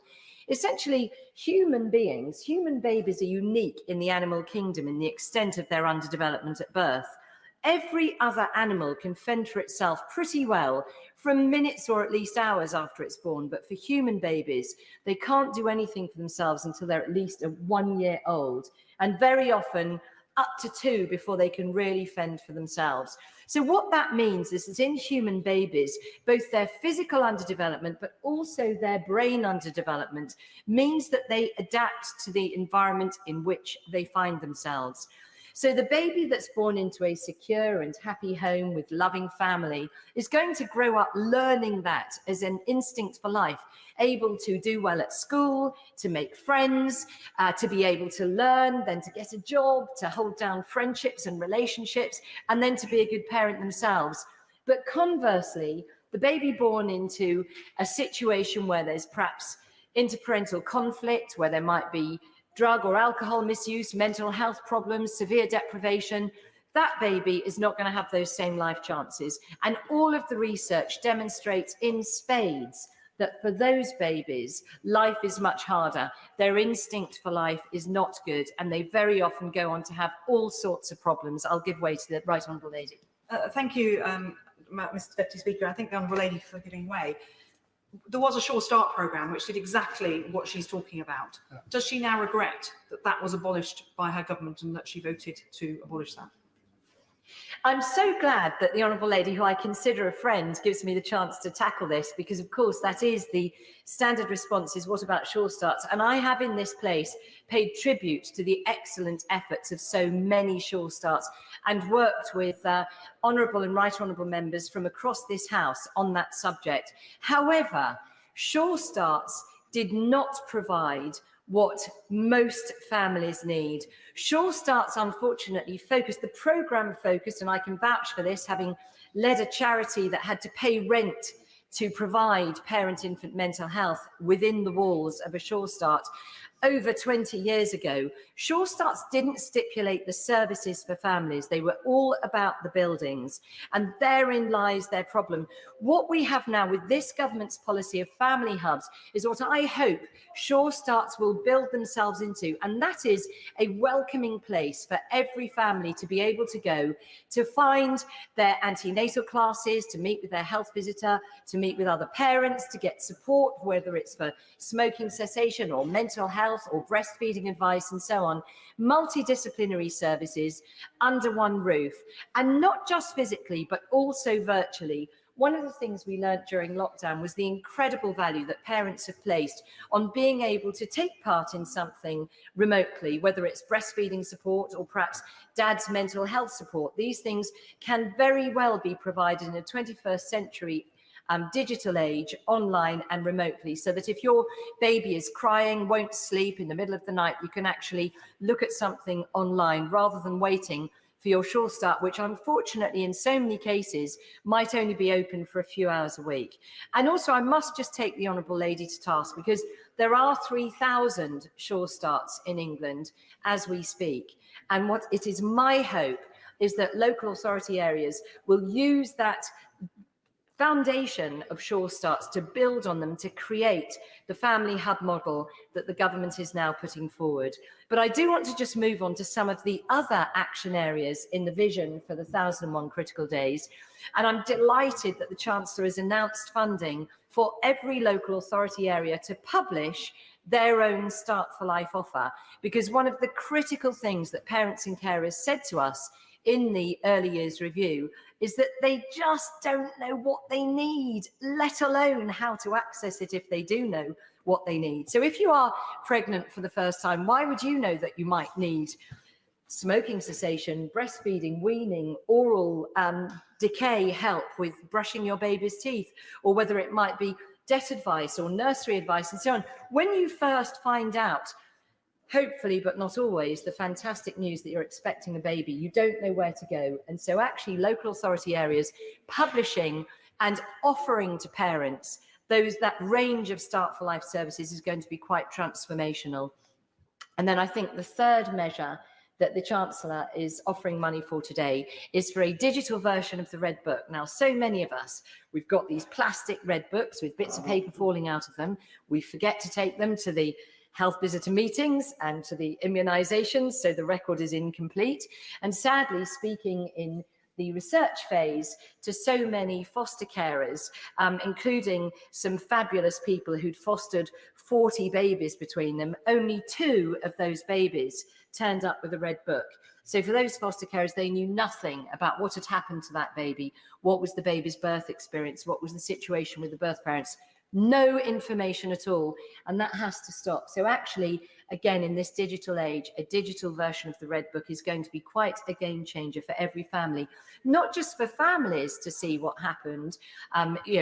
When did I wean my first baby?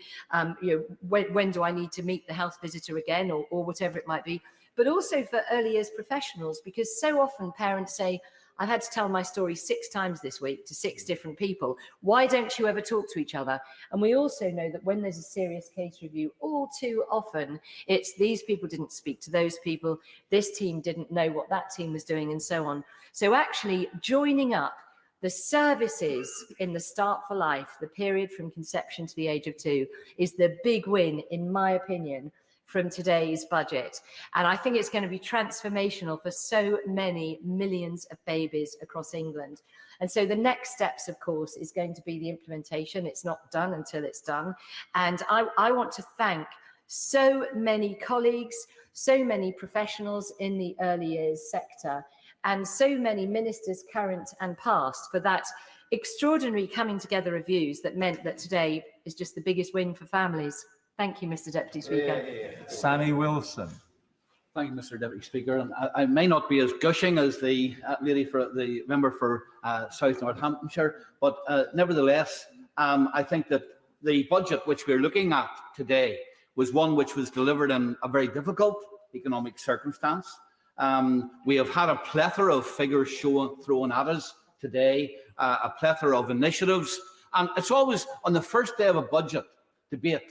It's always with some trepidation people make comment on the budget, because of course once we start looking at the detail of the budget and some of the implications of the measures, then what appears to be something you can embrace with enthusiasm, you finish up being a bit embarrassed about. And sometimes chancellors have even found that this is the case, that things which they announce with a great euphoria, they've had to retreat from fairly quickly. Nevertheless, I wanted to, just on the general thrust of the budget, I think that the Chancellor, and I'm encouraged at the path which he has outlined. First of all, he believes that we have got to get the high levels of debt down to leave us not as vulnerable to interest rate changes in the future. I think that's good. Secondly, it's got to be done in the context as well of trying to get back to a lower demand on people's taxes. And again, that's good. As a party, we believe that people are far better and businesses are far better placed to decide how they spend their money than government. And thirdly, of course, when it comes to the money which we do spend in public service, and we're spending vast amounts, and he's going to spend vast amounts in the future, that must be spent wisely. And therefore, we must not be afraid to tackle the question of, is money being wasted? And if it is being wasted, then stop spending it and change the direction. I also am pleased that he is wanting to reward people who are in work. And the fact that the national living wage is to increase is a good thing. The reduction in the taper for universal credit to encourage people to move from positions where they're not working or working in low-paid jobs to working in higher-paid jobs is good. But let's not forget, Mr. Deputy Speaker, there is still a marginal rate of 55% on people who are in that position. And therefore, there's still that disincentive. But I do worry that those people who are in low-paid jobs, and indeed even in medium-paid jobs, are going to face a rather bleak period in the near future. Whether it's with the tax rises already declared, whether it's the fact that we are already facing huge energy prices, energy increases. And I've got to say, while people have condemned it in this House, let's not forget that part of the reason for that is the climate hysteria that seems to have overtaken members in this House and the government itself. Because one of the reasons for higher energy bills is the fact that we are turning our back on cheaper fuels, and we are expecting people to heat their homes in more expensive ways. And of course, the Chancellor has already said that he has written to the Bank of England about the current inflation rate. Now, the only reason, of course, he would write to the Bank of England, he can't instruct them to put up interest rates, but if he is raising concerns about the current level of inflation, then the implication is that the Bank of England may well look at higher interest rates, and that, of course, will hit homeowners. So, whilst I welcome some of the incentives to get people into work, nevertheless, I believe that it is important that we don't ignore the fact that there are challenges ahead for people who, especially are in low-paid industries. Let me look at some of the specific things. And the Chancellor has made a big issue of the amount of money and additional money which is going to devolved administrations, an extra 1.6 billion per year to Northern Ireland. However, and that's a real increase. There's a real increase in expenditure in Northern Ireland of 1.3% over the period, on average, each year over that period. That's half of the increase which will go to Scotland. It's about 1.5 less than what will go to Wales. And it's about a third of the general increase in government spending. So while in real terms, spending in Northern Ireland is going up, and I welcome that, relatively speaking, spending in Northern Ireland will be going down. And that at a time when the government is talking about levelling up, at a time when there are additional pressures on the Northern Ireland economy because of the Northern Ireland Protocol and the impact that has on industry. And I think that there has to be an explanation as to why, relatively speaking, Northern Ireland, expenditure in Northern Ireland will be less over this spending period than it is currently.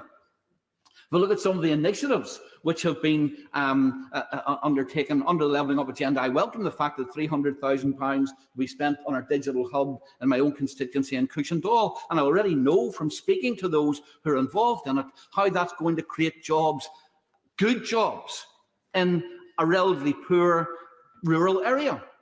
The extra money for Dundonald Ice Bowl will be welcomed by my colleague in East Belfast. And of course, the money which is going into the city region deal will benefit massively some projects, capital projects in my own constituency, and I welcome all of that. In specific industries, the hospitality industry has taken a hammering. And the fact that the Chancellor has given and said that there will be a 50% discount on rates for the hospitality industry, I take it that there will be a Barnett consequential for Northern Ireland, and that is part of the Barnett consequentials, and I hope that it's replicated by the Finance Minister in Northern Ireland. One question I would like maybe to be responded to just at the end of this, and that is the changes in excise duty on alcohol, which will be important for the like of Diageo in my own constituency and the hospitality industry. Since Northern Ireland is part of the EU excise regime due to the Northern Ireland Protocol, will those changes apply to the taxation on alcohol in Northern Ireland? And it's a technical question. I don't know the answer to it, but it would be interesting for the Chancellor to come back to us on that. Mr. Deputy Speaker, the Chancellor has been a steady hand and a tiller in the storms of the past. There are still economic storms for him to take the country through. We wish him all the best with it, but we will also be scrutinising the route that he takes as he seeks to guide the nation economically. John Redwood. I declare my business interests in the register. Growth is the way that we need to proceed. Growth is the way to get us over the damage done by the pandemic policies. Growth is the way to deliver the optimism which the Prime Minister expresses so well about the economy. Growth is needed to level up. Growth is needed to help generate the more and better paid jobs we require. And growth is needed to remove the supply constraints and shortages which are too obvious in our own economy and many others around the world trying to overcome the pandemic disaster. So we need, Treasury, a more vigorous growth policy, even than the one that has been envisaged today, largely public sector led, because we need also to engage the private sector and get the innovation pulsing and make sure that people can enjoy the rewards of success. So let us look at taxation of small business and the self-employed. Still seems to me that the government has a bit of a downer on that, and we are going to be mightily dependent on the good spirits and goodwill and the enthusiasm of all those who are setting up businesses or have got small businesses or who are taking that step to go and work for themselves, and they find a tax regime which is becoming increasingly penal. And we need as well to look at our capacity in areas where the government is the great regulator, instigator and provider in many areas where we need to harness more private capital. We are chronically short of energy in this country, and yet we are an energy-rich part of the world if only we would exploit it. Why do we import so much gas and electricity? Why are we making ourselves so dependent on wild and erratic world market prices and sometimes having to pay spot prices, when we could produce much more of our own electricity and gas at home and supply it under sensible average price contracts and give people proper security of supply? Now, the Transport Secretary is doing great work in, I hope, an early resolution of the HGV driver shortage. And there was a government problem there in the number of tests and the training and the support. And indeed, the taxation of drivers is another issue, which I think has led to some of them leaving the profession or not joining it. So again, please, government, see where you are engaged, see where you are licensing in the wrong way, or see where you're not providing enough capacity in order to allow the private sector to respond and to perform well. Now, my disagreement with the Chancellor in this budget, and I do have one, is that I think the way you get faster growth is to go for the lower tax rates to promote it. I don't think the lower tax rate should be a reward for achieving the growth, which will be much more difficult if you do it against the background of much higher tax rates. Now, I understand why the Chancellor was persuaded to put in the 12 billion in national insurance, but it is a tax on jobs. I was against it. It is deeply damaging, and I wish they'd remove it. But would the Chancellor still put that in if he'd known that in the first 6 months of this year, he was going to collect £44 billion more in tax revenue than the OBR forecast as short time ago as March? They were 44 billion out for the first 6 months of the financial year. And that revenue came in because we were living through a period of lower tax rates stamp duty surge because the rate had been cut, for example, and it came in because we were recovering from COVID on the back of a massive fiscal and monetary stimulus, a stimulus which I always supported and which I pay tribute with others to the Chancellor and the Bank of England for organising. We needed that massive stimulus. We needed to go in behind the Federal Reserve Board, which really saved the advanced world at a time of great crisis and trouble, with an even bigger monetary stimulus proportionate to the size of its economy. But now times are moving on, and we've had a very sharp recovery, which the OBR and the Bank of England didn't forecast correctly, and so we have more inflation than they said. They were forecasting inflation below 2% for this year.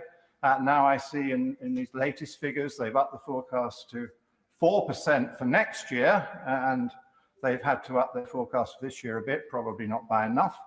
And the Bank of England was similarly caught on the rise, not understanding the power of the economy to recover. I've never seen such big revisions to forecasts in 6 months than we've got here today.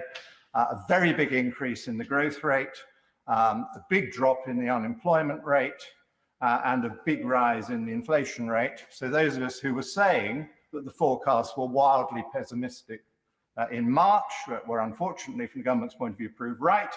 But the government should celebrate that. It should also puzzle over how now the official forecasts are much more positive for this year and next, at the very moment when the economy is actually slowing for a variety of reasons, part of them related to tax policy and the threats of interest rate rises, which the Bank of England now seems to think it needs to administer. So I would urge the government to pay less attention to the official forecasts, because they are all over the place, and I have no great confidence that this latest set will be proved right over the 4 or 5 years any more than I thought the March lot would. They do point to a very disappointing growth rate in the last 3 years of the forecast period, and that is why I'm urging the Treasury to look again at its growth rate policies and to find ways in which it can strengthen those. And my final point, to keep within time, is that, of course, I welcome more money if it's going to buy me more operations, more treatments, getting down the waiting list in my local health service. Of course, I welcome it if it does find its way through to my local schools and it enables them to have more and better paid teachers and to have the necessary equipment the school needs. But these are very large sums of money, and the health increases, which come out on a very regular basis now, are on top of a massive increase in health expenditure, which was understandably needed in order to combat COVID. So the Treasury must push back on some of these sums and say, in the case of the health budget, we won't need that massive test and trace budget that you need with all the setup costs. We're not going to repeat the experiment of building the Nightingales and then closing them down once we've completed them. We're not going to repeat the need to procure in a hurry a vaccine that doesn't exist and set up a means of distributing it. We've done all that. So that money, which is still in the base budget, should be reallocated. And before the government gives additional money to the health service, it should satisfy itself that the money is being properly distributed and properly spent. Because above all, we need a productivity revolution. I want to see much higher pay in this country and in the public sector, but that requires increasing productivity. And there is no easy way of doing that. Ministers have to galvanise the senior managers of the NHS to deliver it. Angela Regal. Thank you very much, Mr. Deputy Speaker, and as always, a pleasure to follow the right honourable gentleman who I agreed with for the first time ever yesterday, and that was something that I enjoyed doing, however fleetingly. Listening to the Chancellor today, I think arrogance is up, complacency is up, delusion is up, and certainly in my constituency of Wallasey and in the country as a whole, the cost of living is up, taxes are up, poverty's up, and hardship is up. And that is the background against which the Chancellor delivered his speech today. The combined budget and spending review comes at a pivotal time for the country. This is partially a result of grim circumstance, which is beyond the control of any government, as we've been hearing today. The pandemic and also the challenge of transition to net zero. But it's also, I think, the result of this government's own serious mistakes and self-inflicted wounds.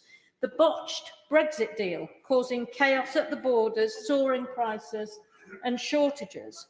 And this government's deadly complacency about the virus, resulting in one of the biggest economic hits and the largest per capita death tolls in the developed world. Failure piled upon failure.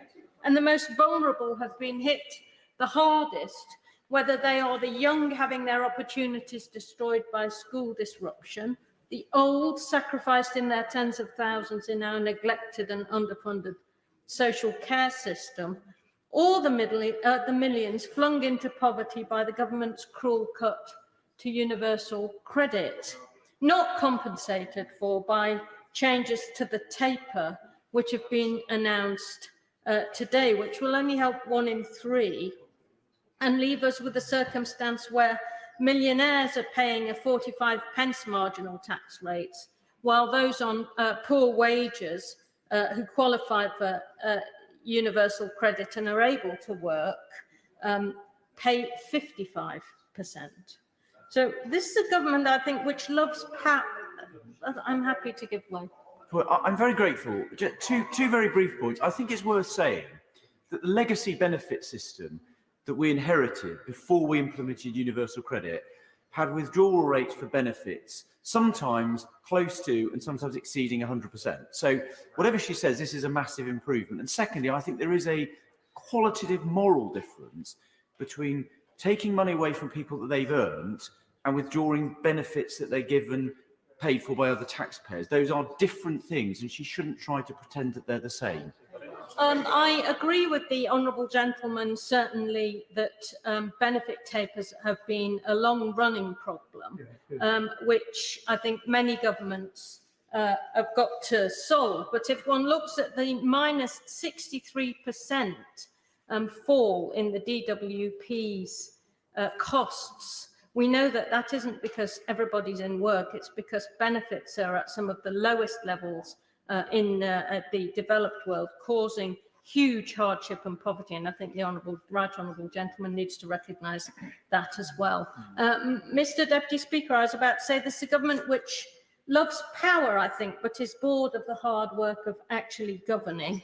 I think it disdains to anticipate the problems its ideological obsessions with a hard Brexit have created, choosing to believe its own propaganda instead. But if we look at the Green Book as a result, the Red Book, sorry, this shows that trade with the EU is sharply down and projected to reduce living standards by 4%, which is twice the OBR's estimate of the cost of the COVID pandemic. So I think actually underlying some of the problems we have are the problems of Brexit and the fact that the government didn't prepare for the trade disruption caused by its hard Brexit deal, throwing fishing, farming and peace in Northern Ireland to the wolves in pursuit of its own peculiar obsessions. I don't think it prepared for the supply chain problems caused by the shortage of HGV drivers, the vacancies in social care or staff shortages in the NHS.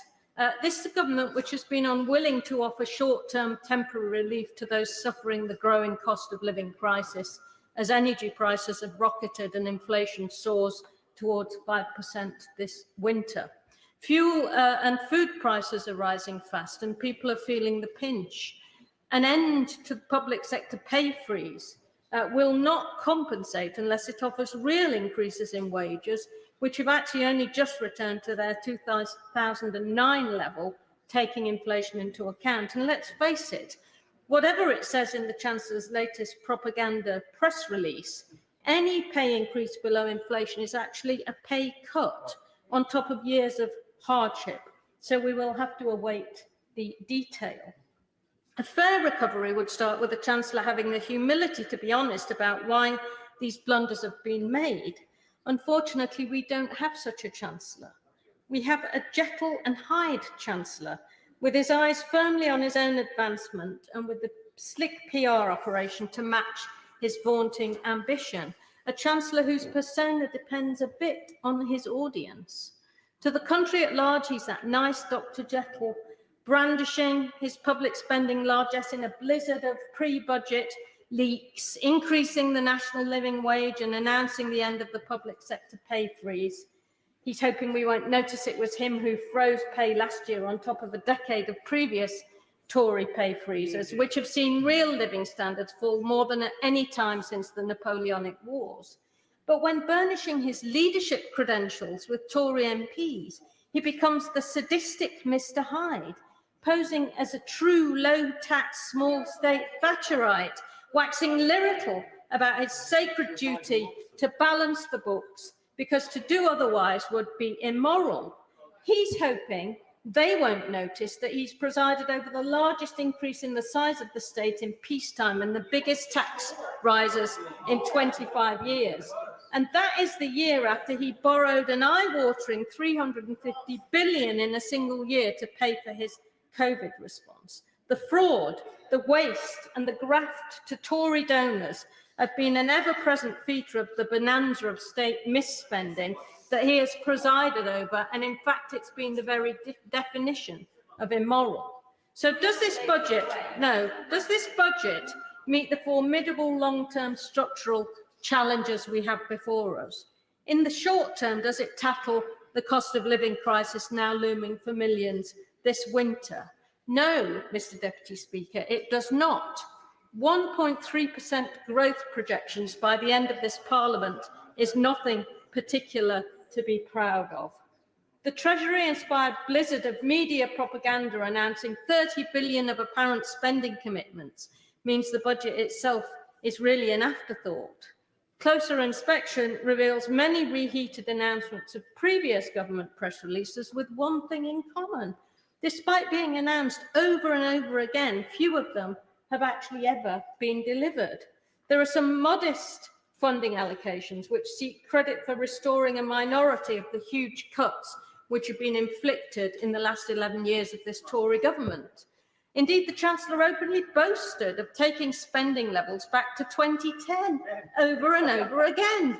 And so, having destroyed 1,000 of Labour's Sure Start centres, this government now expects credit for creating a pale imitation of them in just 75 places 11 years later. Having cut skills funding by 50% since 2010, this government now expects credit for restoring 42% of it 11 years later. Having funded education, underfunded it for years, this government now expects credit for restoring funding to levels they inherited from Labour in 2010.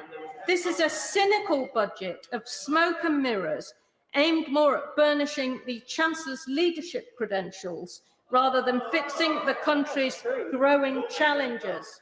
As the challenges pile up like leaked government announcements, it's becoming plainer by the day that this Chancellor is not going to be the one who meets them, and Britain will be the poorer for it. Mr. Deputy Speaker, and it's a pleasure to follow the Honourable Lady. Unlike her, having recently left the Cabinet, I'm grateful to the Treasury for all the effort they've made to keep us informed of what's going to be in the budget. I've never approached a budget knowing quite as much in advance as I have today, but there were still a couple of elements in it which I'd like to speak on today, which I think really are quite significant. One is the change to the universal credit taper rate, which will help millions of people across this country and underlines a fundamental Conservative objective, which is to make work pay. And so I strongly welcome that. I also think it's important that we have announced an increase in the national living wage, which again is going to help us to build that higher wage, higher productivity economy, so fundamental to the economic plan that we have. I'd also like to put on record my praise for the Chancellor, contrary to some of the remarks we've heard today. I think his stewardship of the economy over an extraordinary year and a half is enormously to his credit. And I think that's reflected in the public confidence that he's built up for himself and for the government over that period of time. We're seeing the economy bouncing back better, still scarred, but in a significantly better position than many people would have imagined. We're seeing unemployment in an immeasurably stronger position than we would have imagined just a few months ago. And with that, the commensurate surge in tax revenues compared to the very gloomy forecasts by the OBR the last time that we heard from the Chancellor. And I have to say, I share the comments made by my right honourable friend, the member for Wokingham, that you have to question how useful the OBR is when their forecasts are so far out. And I think we'll have to hope that they can raise their game in the future. I'd like to make a few brief points, if I may. The first is that I think the Chancellor was right to continue to highlight the cost of living as a major issue. I don't think we should assume that inflation is going to be fleeting and transitory. I think it could be with us for a very long period of time. And that's why it is important that we take action. The action on the UC taper rate will help. The national living wage will help. The changes to fuel duties and other items will be useful as well. But we've got to prepare ourselves, steel ourselves for the fact that I think this year and most of next year will be marked by a significant pressure on those people on low and medium incomes. The second point I'd make is that I'm very concerned about the level of public spending that we have in the country right now and the size of the state. On top of the £400 billion of unplanned outlay that was required to get us through the COVID response, we must be honest with ourselves that we're seeing now the state rise to the largest size it's been in peacetime. The amount of public expenditure today is higher than during the financial crisis. It's about the same as it was under Dennis Healey in 1976, when he had to go cap in hand to the IMF. The size of the state is large, and we've heard from the Chancellor today that it's going to grow even further, beyond 41% of national income. History suggests that that isn't a sensible long-term level for public expenditure because it starts to crowd out the private sector and makes it harder to build and sustain the free market, free enterprise economy that we all want to see. That leads me to 2 points. One is that we have to ensure this public expenditure is well spent. And in particular, I think of the NHS, which is soon to account for 40% of total current expenditure. That's a very significant amount, and many of us and our constituents would want to see the NHS properly funded. But now a heavy burden of responsibility falls on the Department for Health to ensure that that money is well spent and that it is accompanied by reform. I remember previous settlements, including the one referred to by my right honourable friend, the member for Maidenhead, just a couple of years ago, money given to the NHS without a proper plan for reform, and that money wasn't well spent. So I hope that this funding will be different. The second point is the difference between funding for day-to-day and the funding that will genuinely increase productivity in the economy. Because at the end of the day, as many members have already said, it's all about productivity growth. The forecasts the Chancellor set out earlier today were for 1 or 2 years, if we're to believe the OBR, of very significant growth in the economy, and then a return to low levels of growth, 1%, 1.3%. A decade of low growth perhaps ahead of us. So we have to improve productivity. Now, there was much in the budget to commend itself and the spending review in that respect. Significant increases in infrastructure, particularly the sorts of infrastructure like roads, railways and broadband that will genuinely improve productivity and boost the economy. The work on skills, in particular lifelong learning, too long a weakness in our country. I will. I thank my right honourable friend for giving way. He's making a very powerful speech about productivity. Does he share my delight, actually, that in the budget the Chancellor did announce tax relief for investment, certainly in the short term and hopefully in the longer term, which will hopefully enable businesses to really do the heavy lifting rather than governments trying to do it for them?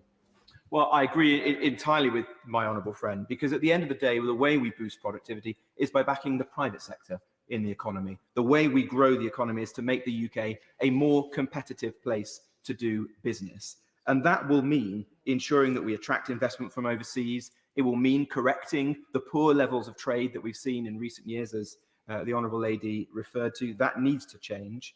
And ensuring that we do bring forward some of the supply side reforms that we have to as a government if we're going to make ourselves more innovative and more competitive.